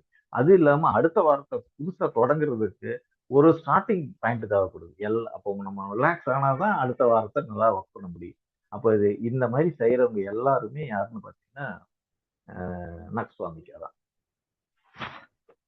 ஏன் அப்படின்னா நீங்க நம்ம ஏற்கனவே சொன்னதுதான். இந்த தலைவனுக்கான அவங்களுடைய தகுதிகள் இல்லாது போறப்ப இது மாதிரி ஓவர் டைம் வேலை செய்ய வேண்டிய தேவை அவங்களுக்குள்ள இருக்கு. அதுக்காக ஏதாவது ஒரு ஸ்டிமுலண்ட்டை நம்ம ஏத்திக்க வேண்டிய தேவை அவங்களுக்குள்ள உருவாயிருக்கு. இதனால என்ன ஆகுது அவங்களுக்கு? ஒருவேளை இப்ப தோல்வியான நபர்களுக்கு எங்கெங்க தோல்வி வருதுன்னு பாத்தீங்கன்னா, இப்ப ஒரு குடும்ப தலைவனா தோக்குற இடம் அப்படின்னு பாத்தீங்கன்னா, அவங்க மனைவியை திருப்திப்படுத்த முடியாத இடம் தான் அவங்க முக்கியமா தோக்குற இடம். 90% அவங்க மனைவி கிட்ட தான் ஃபர்ஸ்ட் தோக்குறாங்க. அதுல அவங்களுக்கு அந்த தோல்வியை அவங்களால ஓவர் கம் பண்ண முடியல. வெளியில இருக்கிற ஆட்களை எல்லாம் ஜெயிச்சிடலாம். ஆனா மனைவிய தன்னுடைய படுக்கையில அவங்கள ஜெயிக்க முடியல, அவங்கள திருப்திப்படுத்தி அவங்கள ஜெயிக்க முடியல அப்படிங்கிறப்ப மனைவி இவங்கள மரியாதை இல்லாம நடத்த ஆரம்பிக்கிறாங்க. அதாவது அது அவங்களுடைய செயல்ல தெரியும். வார்த்தைகள்ல அவங்க வாங்க போங்கன்னு மரியாதையா பேசினாலும் அவங்களுடைய செயல் என்னத்த செய்ய முடியுது அப்படிங்கிற மாதிரியான அவங்களுடைய செயல்பாடுகள்ல இது அவனுக்கு புரிய ஆரம்பிக்குது. புரிய ஆரம்பிக்கிறப்ப அது ஓவர் கம் பண்றதுக்காக இவன் ஒரு ஒரு போலி முகமூடிய மாட்டிக்கிறான். அதாவது நான் கோவக்காரன், நான் ரொம்ப ஸ்ட்ரிக்டா இருக்கேன், நான் ரொம்ப பர்ஃபெக்டா இருக்கேன் அப்படிங்கிற மாதிரி, நான் ரொம்ப ஓவர் டைம் பண்றேன், நான் ரொம்ப கடுமையா அந்த குடும்பத்துக்காக உழைக்கிறேன் அப்படிங்கிற மாதிரியான ஒரு முகமூடியை மாட்டிக்கிறான். இதுக்காக அவனுக்கு நிறைய ஸ்டிமுலண்ட் தேவைப்படுது. அதுக்காக beedi, cigarette, party, alcohol, coffee, tea இது மாதிரியான ஹேபிட்ஸ்க்கு அவன் அடிமையாகிறப்பவும் அப்பவும் மீறி அந்த சில நேரங்கள்ல அவங்க மனைவி இவரை விட கூடுதலா சம்பாதிச்சாங்கன்னா அது அப்பவும் அவங்க வீட்டுக்காரர் சிடுமூஞ்சியா இருந்து ரொம்ப பொண்டாட்டிக்கு பிரச்சனை கொடுத்தா அவங்க கட்டாயம் அவங்க என்னவா இருப்பாங்கன்னா நக்ஸ்வாமிக்காக தான். பம்பு வளர்க்குறதோ, மனைவியை அடிக்கிறது, டெய்லி நைட்டு குடிச்சிட்டே வர்றது, குடிச்சிட்டு நைட்டு பொண்டாட்டிட்டு பிரச்சனை பண்றது, எல்லாமே மேக்சிமம் நக்ஸ்வாமிக்காவுடைய செயல்பாடாவே இருக்கு. அது அப்புறம் அவங்களுக்குள்ள நிறைய வந்துடும். இது ஒண்ணு தொட்டு ஒண்ணு நிறைய அவங்களுக்குள்ள சந்தேகம், போட்டி மனப்பான்மை, அவங்களுக்குள்ள முடிவெடுக்க முடியாம போயிடுறது, சோம்பேறித்தனம் வந்துடும். அப்புறம் இனிமே நம்மளால ஜெயிக்க முடியாது, நாம போய் என்ன செய்யறது அப்படின்ட்டு ஒரு தைரியம் இல்லாம போயிடும். புதுசா வேலைக்கும் போட்டாரு. இப்படி நிறைய பிரச்சனைகள் ஒண்ணு தொட்டு ஒண்ணு அது இவரை ஒரு ஒரு கம்ப்ளீட்டான செயல்படாத நிலைக்கு கொண்டு போய் தள்ளி இந்த மேக்சிமம் இன்னைக்கு எப்படி சொல்றது, அரசாங்கம் இயங்குறதுக்கே இந்த நக்ஸ்வாமிக்கா பீப்புள் தான் உதவி செய்யறாங்கன்னே சொல்லலாம். ஏன்னா அது அந்த அளவுக்கு இவங்க குடிக்கிறாங்க. குடிச்சு அவங்க தன்னை அழிச்சுக்கிறதுக்காக முயற்சி பண்றாங்க. நம்ம ஒரு சிம்பிளா இவங்க இந்த குடிமக்களை திருத்துவதற்கு அப்படின்னு நீங்க என்ன பண்ணா இவங்களுக்கு எல்லாத்துக்கும் இந்த மருந்தை கொடுத்தாலே அவங்க ஓரளவுக்கு அவங்க திரும்பி வருவதற்கான வாய்ப்பு இருக்கு. ஏன்னா ஒவ்வொருத்தருக்கு பின்னாடியும் இப்படியான ஒரு தோல்வி கதை இருக்கும். சும்மா போய் ஒருத்தன் குடிக்க அடிமையாயிர மாட்டான். அவனுக்கு குடிக்க அடிமையாகணும்னா அவனுக்கு பின்னாடி ஒரு தோல்வி கதை இருக்கு. அந்த தோல்வி கதையை நம்ம சரியா புரிஞ்சுக்கிட்டு அவனுக்கான சரியான மருந்து கொடுத்தப்ப அவன் சரியான பாதையில் பயணிக்க வாய்ப்பு. மேக்சிமம் இந்த தான் தோல்வி ஆனதுக்கு அப்புறம் தன்னை அழிச்சுக்கிறதுக்கு அவன் தயங்குறதே இல்லை. அதுக்கான அவன் முக்கியமா தேர்ந்தெடுக்கிற விஷயங்கிறது இந்த மதுவாகத்தான். அவங்களுக்கு தன்னுடைய எங்க தோல்வி வருதுன்னா தன்னுடைய லட்சியம் தோத்து போயிடும். இப்போ ஒரு காம்படிட்டிவ் எக்ஸாம் எழுதுறோம், அதால ஜெயிக்கவே முடியாது அப்படின்னு தோக்குறான். அவனு அப்படி நினைக்கிறப்ப அவன் தோல்வி வருது. அந்த தோல்விக்கு அப்புறம் இனிமே நான் சாதாரண வேலைக்குலாம் போக முடியாது, ஐபிஎஸ் ஐஏஎஸ் படிச்சுட்டு இருந்தவன் இப்போ சாதாரண கிளர்க்கு வேலைக்கு போறதான் அப்படின்ட்டு அதுக்கப்புறம் வேலைக்கே போகாம தன்னை அழிச்சுக்கிறது. அதே நேரத்துல ஒரு தன்மானம் காயப்படுறது, குடும்பத்துல தனக்கே மதிப்பில்லை, என்னோட பொண்டாட்டிகிட்டே எனக்கு மதிப்பில்லை, என் குடும்பமே என்னை மதிக்கல, இனி என்னத்தை நான் போய் வெளியில போய் என்னோட புகழை சம்பாதிக்கிறேன், பிடிச்சி அழிவும். இப்படி அவன் தன்மானமும் அவனுடைய லட்சியம் இதெல்லாம் காயப்படுறது அவனுக்கு முக்கியமான ஒரு பிரச்சனையா இருக்கு. இப்படி எல்லாம் காயப்பட்டதுக்கு அப்புறம் அவனுக்கு எப்படி தூக்கம் வரும்? தூக்கம் வராது. தூங்குறவங்களை பார்த்தா அவங்களுக்கு ஒரு பொறாமை வந்து. ஒரு நாள் ஒரு ஜிம்ல நானும் ஒரு பையனும் அங்க ஒர்க் அவுட் பண்ணிட்டு இருக்கப்ப அந்த பையன், அண்ணா இங்க வெளியில பாருங்க, ரோட்டை பாருங்க. என்னடா ரோட்ல இருக்கு? ரோட்ல பாத்தீங்கன்னா ஒரு அங்க நாய் படுத்திருக்கு பாருங்க. எட்டி பார்த்தா ஒரு நாய், அதாவது ஒரு நாய் படுத்திருக்கு. அது எப்படி படுத்திருக்குன்னா, அப்படியே தலைய போட்டு கால 4யும் வானத்தை பார்த்து விரிச்சு வச்சுட்டு அப்படியே ஹாயா சொர்க்கமா படுத்து தூங்குது.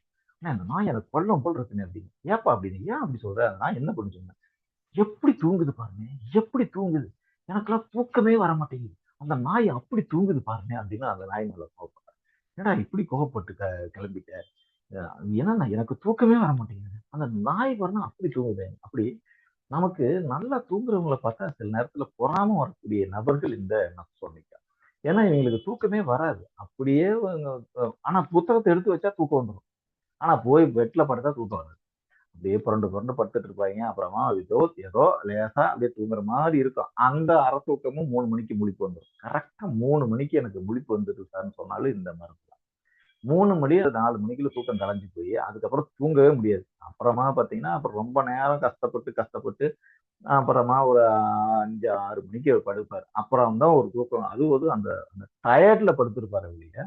அப்புறமாடி எந்திரிக்கிறப்போ ரொம்ப டயர்டா இருக்கும். அந்த தூங்கி எந்திரிச்சதுக்கு அப்புறம் ரொம்ப சோர்வாவும் பலவீனமாவும் இருக்கும். அப்படி இருக்கிற ஆள் இவரு அந்த நக்ஸ்வாமிக்கா. நக்ஸ்வாமிக்காவை பொறுத்தவரை மத்தியானம் சாப்பிட்டு ஒரு குட்டி தூக்கம் போட்டாருன்னா அவருக்கு ரொம்ப நல்லா இருக்கும்.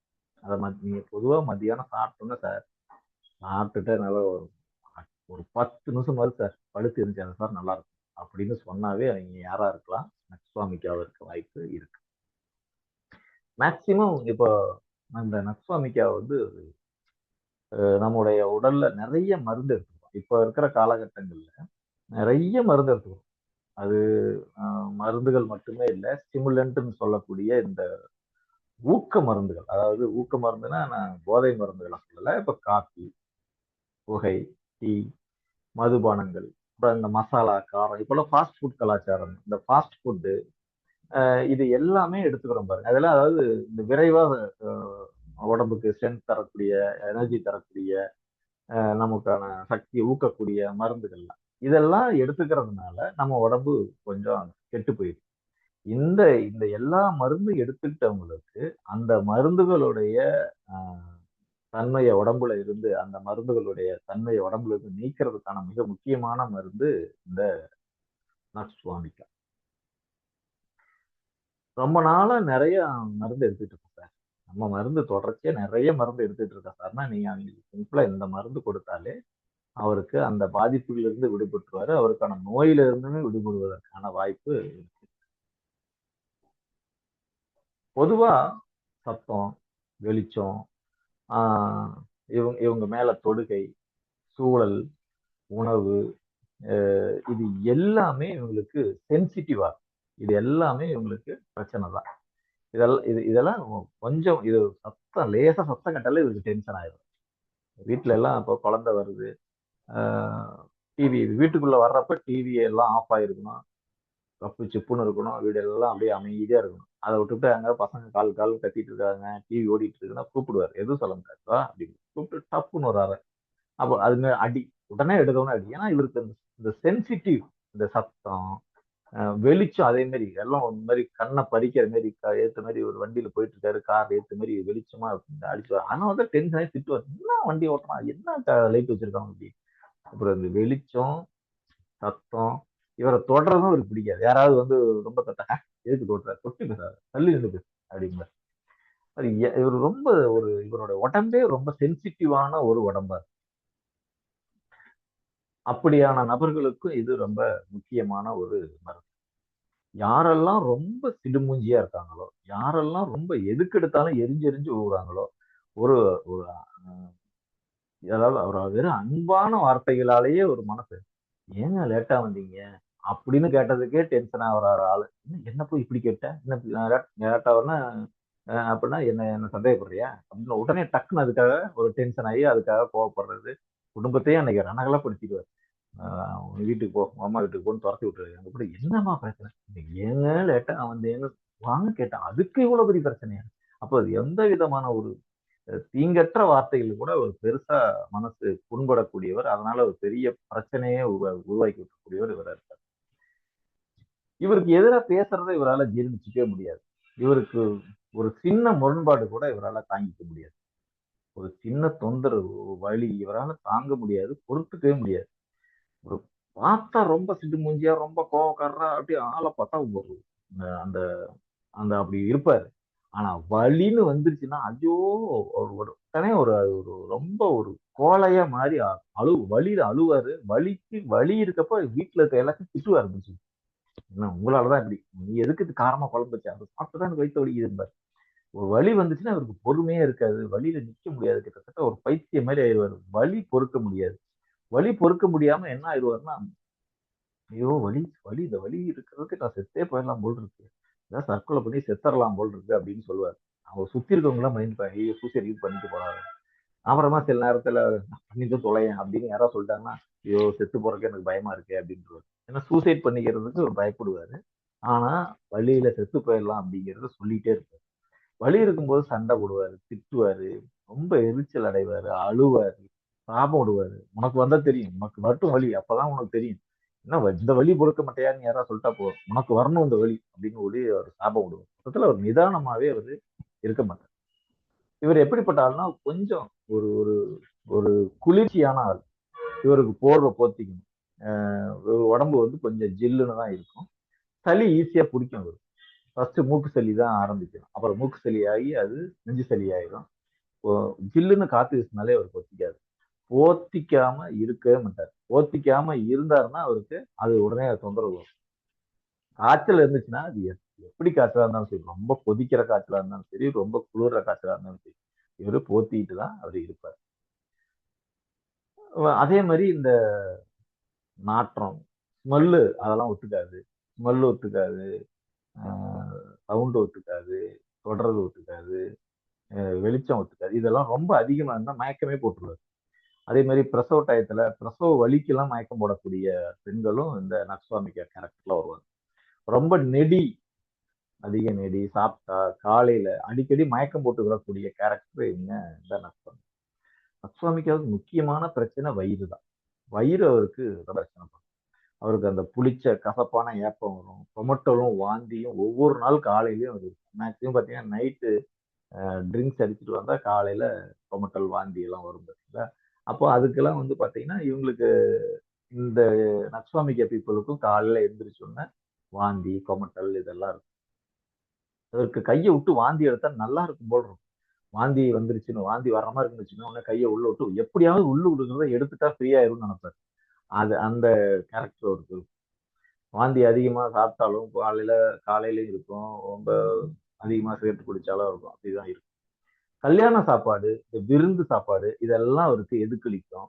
அப்ப வேக வேகமா தான் இவருக்கு ஓரளவுக்கு வேக வேகமா தான் சாப்பிடுவாரு. ஏன்னா பொறுமைங்கிறதே இந்த மனுஷனுக்கு இந்த நக்ஸ்வாமிக்கு கிடையாது. வேக வேகமா சாப்பிடறனால அவருக்கு வாந்தி வரும். இந்த செரிமான கோளாறு, நெஞ்சு கரிப்பு இதெல்லாம் அவருக்கு இருக்கு. இதனால எல்லாம் என்ன ஆகுதுன்னா வயிறு கெட்டு போய் மலச்சிக்கல் வந்துடும். இவர் மலச்சிக்கல் உருவாகிறது அது இவருக்கு பல பிரச்சனைகளை கொண்டு வரும். மலச்சிக்கல் இருக்கும். அதனால என்ன மலத்தை முக்கி முக்கி வெளித்தள்ள பார்ப்பாரு. ஆனா என்ன ஆகும் கொஞ்சம் தான் வரும். எவ்வளவு கஷ்டப்பட்டு முக்கினாலும் கொஞ்சம் தான் மலம் போகும். அப்படி மலம் போனா அப்பாடா அப்படின்னு கொஞ்ச நேரம் ரிலீஃபா இருக்கும். உடனே மறுபடியும் மறுபடியும் மோஷன் வர மாதிரியே ஒரு ஃபீல் இருக்கும். இந்த மோஷன் வர மாதிரியே ஃபீல் இருந்துகிட்டே இருக்கும் பாருங்க. அது ரொம்ப முக்கியமானது. அது மோஷன் போனா கொஞ்சம் கம்மியாகும், மறுபடியும் வர்ற மாதிரியே இருக்கும். அது இந்த மருந்துல முழுசா மோஷன் போயிட்டோம் அப்படின்னு ஒரு ஃபீலே அவருக்கு இருக்கவே இருக்காது. அப்படி ஒரு ஃபீல் இருந்தாலும் நல்லா இருக்கும் அப்படின்னு எதிர்பார்ப்பாரு. ஆனா அப்படி இருக்காது.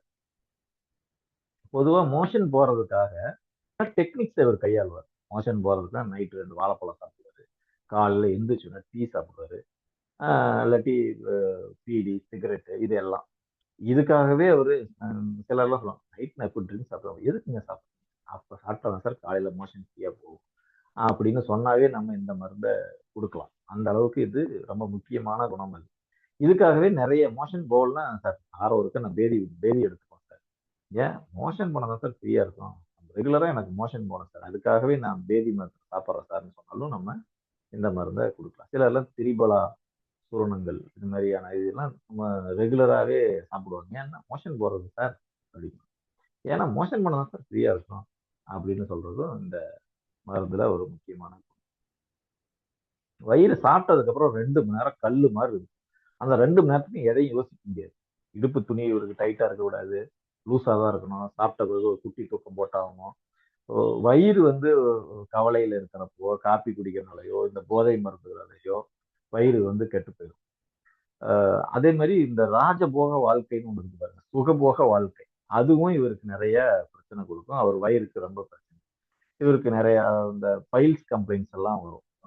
எல்லா விதமான மூலங்களும் வரும். மூலம், பௌத்திரம், உடல் இறக்கம், அப்புறம் ரத்தமா போற மாதிரி இருக்கும். வெளிக்கு போகணுங்கிற அவசர உணர்வோட இருக்கிற ரத்தம் மூலம், ஆசன வாயில அரிப்பு, கீரிப்பூச்சி தொந்தரவு இருக்கும்.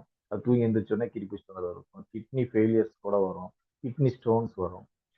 அப்புறம் ஹெர்னியா தான் நிறைய இருக்கும். மலச்சிக்கலோட அவங்களுக்கு ஹெர்னியா இருக்கும். பிறக்கும் போதே வந்து தொப்புள் உடல் இறக்கம் இருந்ததுன்னா அந்த குழந்தைங்களுக்கும் இந்த மருந்து உபயோகமா இருக்கும். குழந்தைங்கள்லாம் ரொம்ப கோவப்படுற குழந்தைகள், மூக்குரியும், மூக்கு அடைக்கும், சளி நைட்ல இருக்காது, ஆனா பகல்ல தண்ணியா கொட்டும். அந்த மாதிரி சளி இருக்கிற குழந்தைங்களுக்கும் இது முக்கியமான ஒரு மருந்து. சூடான ரூம்ல இருந்தா அவங்களுக்கு தொந்தரவுலாம் அதிகமாகும். ஒரு நல்ல ஓப்பன்ல நல்ல சில்லுன்னு காத்துல போறப்ப அந்த சளியெல்லாம் கொஞ்சம் கம்மியா இருக்கும். வலிப்பு வரக்கூடியதும் இந்த மருந்துல ஒரு முக்கியமான குணம். அது சுயநினைவோட வலிப்பு வரும். சில மருந்துகள்ல சுயநினைவு இல்லாம வலிப்பு வர மருந்துகளும் இருக்கு. இவங்களுக்கு சுயநினைவோட வலிப்பு வரும். அந்த வலிப்பு எப்ப வரும்னா கோவப்படுறதுனால, உணர்ச்சி வசப்படுறதுனால, யாரும் தொட்டா அசைஞ்சா வரக்கூடிய வலிப்புக்கு இது ஒரு முக்கியமான மருந்து. மென்சஸ் பிரச்சனைக்கு இது ஒரு முக்கியமான மருந்து. அதாவது மென்சஸ் வந்து சீக்கிரமே நேரத்துக்கு, அதாவது 28 நாளைக்கு முன்னாடியே வரும். வந்த மென்சஸ் ரொம்ப நாளைக்கு இருக்கும். சில நாள் வந்து அது அடுத்த பீரியட் வரலுமே அந்த பீரியட் இருக்கும். மென்சஸ் ஆரம்பிக்கும் போதே தொந்தரவு வரும். முடிஞ்சதுக்கு அப்புறமும் அந்த தொந்தரவு கண்டினியூ ஆகும்.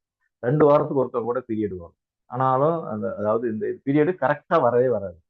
சரியான நேரத்துக்கு ஒரு வாட்டியும் வராது. 28 நாளைக்கு ஒருக்க வரவே வராது. இப்போ சில நாட்கள் வந்து சில நாள் நின்று போயிடும், அப்புறம் மறுபடியும் வர ஆரம்பிக்கும். சில நாள் பார்த்தீங்கன்னா மாச கணக்கில் வராது, அப்புறம் வரும். அதனால இந்த மென்சஸ் பிரச்சனைக்கு இது ஒரு ரொம்ப முக்கியமான மருந்து. முதுகு வலிக்கு இது ஒரு முக்கியமான மருந்து. முதுகு வலியில எழுந்து உட்கார்ந்தே ஆகணும். படுக்கையில இருக்கும்போது திருப்பி படுத்தே ஆகணும். ஏன்னா முதுகு வலிக்கும் இல்லை. அப்புறம் அதே மாதிரி அவங்களுக்கு செக்ஸுவல் வீக்னஸ், அதனாலேயும் முதுகு வலி இருக்கும். மாஸ்டர்பேஷன், அதாவது சுய இன்பம் செய்வதால் வரக்கூடிய முதுகு வலிக்கும் இது ஒரு முக்கியமான மருந்து. இதோட தொந்தரவுகள் எப்பவுமே காலையில எந்திரிச்ச உடனே ஆரம்பிக்கும். காலையில 4 மணிக்கு. அப்புறம் இவங்களுக்கு வந்து நிறைய மன உழைப்பு, ரொம்ப மைண்டை யூஸ் பண்ணி ஒர்க் பண்றப்போ அவங்களுக்கு தொந்தரவு நிறைய வரும். நிறைய சாப்பிட்டதுனால பிரச்சனை வரும். சாப்பிட்டதுக்கு அப்புறம் பிரச்சனை வரும், நிறைய சாப்பிட்டாலும் பிரச்சனை வரும்.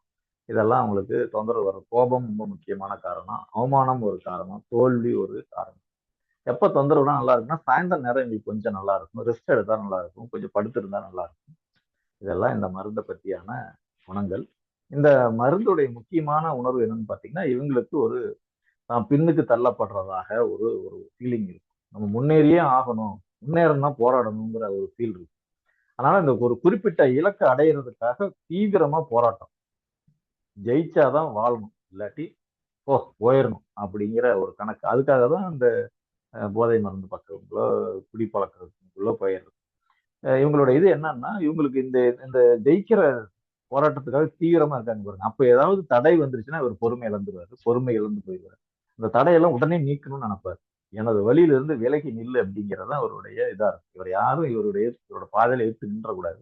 அதுதான் இந்த நக்ஸ்வாமிக்க மருந்துடைய முக்கியமான தீம்.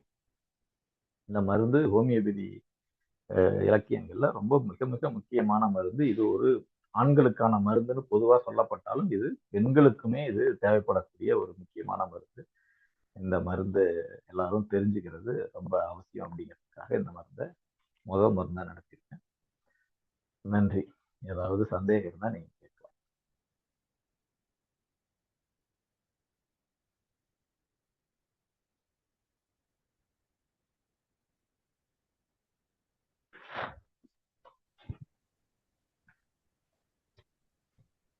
சொல்லுங்க ஐயா. வணக்கம் ஐயா. நம்ம இந்த மருந்தை நமக்கு இந்த மாதிரியான ஏதாவது இதுல இருக்க நீங்க சொன்னதுல ஏதாவது பிரச்சனைகள் இருந்ததுன்னா இந்த மருந்தை வாங்கி சாப்பிடலாமாங்க ஐயா? சாப்பிடலாமா? ஒரு ஹோமியோபதி மருத்துவருடைய ஆலோசனைகள் நீங்க அவசியம் வாங்கி சாப்பிடலாம். ஓகேங்க ஐயா, மிக்க நன்றிங்க ஐயா. ரொம்ப அருமையான கிளாஸ்ங்க ஐயா இன்னைக்கு. நல்லதுமா ஐயா. ஐயா வாழ்க சுரேஷ் ஐயா. சொல்லுங்க. ஐயா இப்ப இதுல சொல்ல சிம்டம்ஸ்ல ஒரு 2, 4, 3 தான் இருக்கு. அப்பவும் இது எடுக்கலாமா? இல்ல எல்லா சிம்டம்ஸ் இருந்தாதான் சாப்பிடணுமா? அப்படிலாம் கிடையாது. மேக்சிமம் அதோடைய ஃபீலிங்ஸ் கவர் ஆனா அந்த மருந்தை எடுக்கலாம். ஒரு 50% கவர் ஆச்சுன்னா எடுக்கலாமா? எடுக்கலாம். அது ஒன்றும் சைடு எஃபெக்ட்ஸ்லாம் ஒன்றும் கிடையாது சார். எடுத்தா ஹோமியோபதி மருத்துவம் கிடையாது. Side effect side effect means நான் சொல்றது வந்து அந்த மருந்து சாப்பிட்டனால அவங்களுக்கு எதுவும் வராது, தொந்தரவு வராதுல்ல? வராது. சரிங்க. வராது. நன்றி. சிறப்பா இருந்தது வகுப்பு. நன்றி. சொல்லுங்க. வேற ஏதாவது இதை பத்தியான இந்த மருந்தை பத்தி ஏதாவது உங்களுக்கு சந்தேகம்? இந்த டோசேஜ் எப்படியா? டோசேஜ் எல்லாம் டாக்டர்கிட்ட தான் கேட்கணும். ஆமா ஐயா வாழ்க வளமுடன்யா. சொல்லுங்க. நீங்க இப்ப சொன்ன இந்த சிம்டம்ஸ் எல்லாமே நிறைய பேருக்கு இப்ப ஜென்ரலா இப்ப இருக்க ட்ரெண்ட்ல பாத்தீங்கன்னா நிறைய பேருக்கு இந்த மாதிரி தான் முன்னேறணும் ஜெயிக்கணுங்கிறது ரொம்ப அந்த வேட்கை வந்து ஜாஸ்தியா தானங்கய்யா இருக்கு. அப்ப எல்லாருமே அந்த மாதிரி பேஷண்ட்ஸ் நம்ம கன்சிடர் பண்ணலாமா? ஏன்னா இப்ப இருக்க லைஃப் ஸ்டைல் எல்லாமே அப்படி எல்லாரையுமே ஒரு வெற்றியை நோக்கி ஓடுற மாதிரி தான் பண்ணிட்டே இருக்கு. லைஃப் எல்லாத்தையும் பணத்தை நோக்கி, பணம் தான் வெற்றிங்கிற மாதிரி போயிட்டு இருக்கிறப்போ இந்த சிம்டம்ஸ் நிறைய பேருக்குமே இருக்கும் இல்லையா? அப்ப எல்லாருமே நம்ம பேஷண்ட்ஸ் யாருக்கு வேணாலும் அந்த மெடிசின்ஸ் அப்போ ப்ரெஸ்கிரைப் பண்ணுவாங்களா அப்படிங்கறது என்னோட டவுட்டா வந்தது இல்லையா? நன்றி. வாழ்க்கை. நீங்க கேட்கறது ரொம்ப சரியான கேள்வின்றது. அதாவது எல்லாரும் வெற்றியை நோக்கி தான் ஓடுறாங்க, ஆனா தகுதிப்படுத்திக்காம ஓடுறாங்க. தன்னை தகுதிப்படுத்திக்காம ஓடுறப்போ அவங்க என்ன ஆயிடுவாங்கன்னா இந்த நக்ஸ்வாமிக்கா குணத்துக்குள்ள தள்ளப்படுறாங்க. அப்போ அந்த நக்ஸ்வாமிக்கா கேரக்டர் அவங்களுக்குள்ள வருது. அப்போதைக்கு அந்த மாதிரி இப்ப நம்ம சொன்னோம் பாத்தீங்களா, இந்த கேரக்டர் இது எல்லாமே அதுல இருந்தது. நான் இப்ப சுரேஷ் கேட்ட மாதிரி அட்லீஸ்ட் ஒரு பாதி அளவு, ஒரு 50% சிம்டம்ஸ் ஆகுது அவங்கள்ட்ட இருந்தா அவங்களுக்கு இந்த மருந்து அவசியம் தேவைப்படும். அப்ப அவங்களுக்கு அந்த மருந்தை கொடுத்தா அதுல இருந்து அவங்க கட்டாயம் குணமாகி வருவதற்கான வாய்ப்புகள் நிறைய இருக்கு. அப்புறம் இன்னொரு டவுட்டுங்க. இப்ப நீங்க சொன்னதுனால எங்களுக்கு இந்த நாலேஜ் கிடைக்குது. இப்ப நம்ம போய் டாக்டரை கன்சல்ட் பண்ணாலுமே நம்ம நேம் எதுவும் சொல்ல முடியாது. பட் நம்ம இப்ப வீட்ல இருக்கவங்கள யாரையுமே கூட்டிட்டு போனாலுமே நமக்கு இப்ப நீங்க சொன்ன சிம்டம்ஸ் எல்லாம் இருக்குன்னு சொன்னாலே அக்செப்ட் பண்ணிக்கிறதுக்கே ரெடியா இருக்க மாட்டாங்க. அப்படிங்கிறப்ப அப்ப கன்சல்டேஷன் உங்ககிட்டயே நாங்க பண்ணிக்கலாமா எப்படின்னு எனக்கு ஒரு டவுட் வந்ததுங்கய்யா. ஏன்னா இப்ப நீங்க சொன்னதுனால அந்த சிம்டம்ஸ் வச்சு நக்ஸ்வாமிகாங்கிறது ஒரு மெடிசின், அது கொடுத்தா கியூர் ஆகுங்கிறது தெரியுது. பட் நம்ம வந்து அதை நம்ம டாக்டர் கிட்ட நம்ம சொல்ல முடியாது இல்லைங்கய்யா. அவங்க எப்படி நம்மள அசஸ் பண்றாங்க? அவங்க நீங்க கேட்ட மாதிரி எல்லாம் எல்லா கேள்விகளுமே எல்லா டாக்டர்ஸுமே நம்ம கேட்பாங்கன்னு நம்ம நினைக்க முடியாது இல்லைங்கய்யா. அண்ட் ஓப்பனா சொல்றவங்களும் பேஷண்ட் சொல்லவும் மாட்டாங்களா அவங்கள பத்தி எல்லா விஷயங்களுமே? இப்படி இது கம்ப்ளீட்டா என்னோட கேரக்டரை பத்தி நான் டாக்டர் கிட்ட சொல்ற மாதிரி இருக்கும். அப்படி சொல்றதுக்கு எத்தனை பேர் ரெடியா இருப்பாங்கன்னு தெரியாது இல்லைங்கய்யா. அப்படி இருக்கிறப்போ இது வந்து கரெக்டா அந்த மெடிசனை எப்படி அந்த பேஷண்ட்டுக்கு நம்ம கொடுக்க முடியும் அப்படிங்கறது என்னோட இன்னொரு கேள்விங்கய்யா. நீங்க கேட்கறதுல இருந்து அது நடைமுறை சிக்கல் இருக்கதான் செய்யுது. பார்ப்போம், அதுக்கெல்லாம் காலம் ஏதாவது வழி ஏற்பட்டு. நன்றிங்கய்யா. நம்மளே கொடுக்கலாமா ஐயா? நம்மளே கொடுக்கலாமா அந்த மருந்து? அது கொடுக்கறதுக்கு சட்ட ரீதியான இடம் இல்லை. ஆனா நீங்க அந்த கேரக்டரை சரியா அசஸ் பண்ணி இந்த இதுதான் கேரக்டர் அப்படின்னா அந்த மருந்தை ஒரு மருத்துவருடைய ஆலோசனையோட நீங்க கொடுக்கலாம். அதுதான் இப்ப நம்ம தெரிஞ்சுக்கிட்டாலுமே அதை நம்ம பிரெஸ்கிரைப் கொடுக்க முடியாது. அப்படிங்கிறப்போ நம்ம அதை கையெறிஞ்சிலின்னு சொல்லுவாங்களே, அது மாதிரி எது செய்ய முடியாத சிச்சுவேஷன்ல தான் நம்ம இருப்போம். அப்ப அது எப்படிங்க பிராக்டிகலி பாசிபிள்? பக்கத்துல ஒரு மருத்துவர் நீங்க அணுகுங்க. மருத்துவரோட நெருங்கினா அவங்கள்ட்ட நீங்க கேட்டு அது மாதிரி அவங்களுடைய ஆலோசனையோட நீங்க சாப்பிடணும். இல்ல அவங்க இதே மருந்து கொடுப்பாங்க சொல்ல முடியாது இல்லையா? அதுதான் என்னோட கேள்வி. அவங்க கரெக்டா அதை அனலைஸ் பண்ணி அதை மருந்து கொடுக்கணும் இல்லைங்கய்யா? அது நீங்க மருத்துவரை அணுகுங்க, பக்கத்துல அணுகிங்க, ஒரு நட்பு உருவாக்கிக்கோங்க. அவர்கிட்ட இருந்து மெடிசன் சொல்லி நீங்க கேட்டு வாங்கி சாப்பிடலாம். நன்றிங்கய்யா. வாழ்க்கை. நல்லதுமா. வேற ஏதாவது சந்தேகங்கள் இருக்கா? ஐயா வணக்கம் ஐயா. வாழ்க வளமுடன். வணக்கம்மா. பத்மாவதி பேசுறேங்க. நானும் இதே தான் நினைச்சேங்க ஐயா. அதாவது இதுல இருக்க 4-5 விஷயங்கள் இருக்கு நமக்கு அப்படின்னு நமக்கு தோணுது. நீங்க சொல்றதுனால என்னை அனலைஸ் பண்ண முடியுது. எனக்கு வந்து அதே டவுட் தான். இப்ப நான் அவங்களே வந்து பார்க்கலாம். நான் எந்த டாக்டர்கிட்ட போனாலும் நான் முழுசா அவங்க முன்னாடி கேட்க ரெடியா இருக்காங்களான்னு தெரியாது.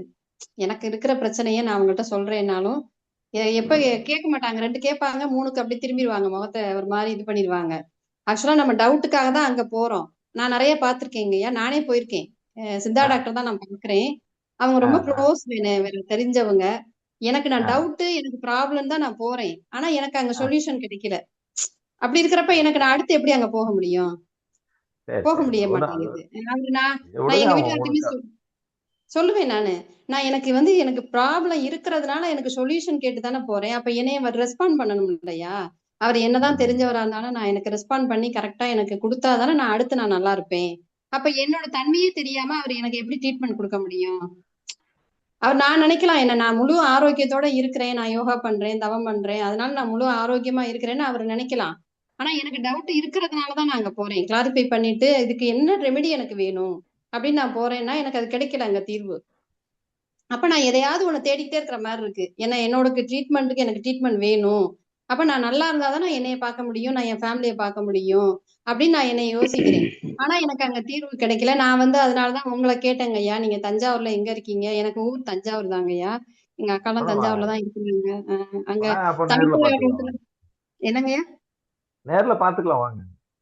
நேர்ல நீங்க எங்கன்னு மட்டும் சொன்னீங்கன்னா நான் நேத்து கூட தஞ்சாவூர் தாங்க நான் வந்திருந்தேன். மதுரை சரி நான் ஓகே. கல்யாணம் என் நம்பர் கேட்டு வாங்கிக்கோங்க. நீங்க என் அப்புறம் நம்பர் இருக்குங்க ஐயா. நான் உங்களுக்கு கால் பண்ணிட்டு வர்றேங்க ஐயா கேட்டுக்கலாம். அவசியம். சரி சரிம்மா நல்லது. ஓகேங்க ஐயா. வேற நன்றிங்க ஐயா. வாழ்க வளமுடன். நல்லது. இதுதான் எனக்கு ரொம்ப தேவைப்பட்டுச்சுங்க ஐயா.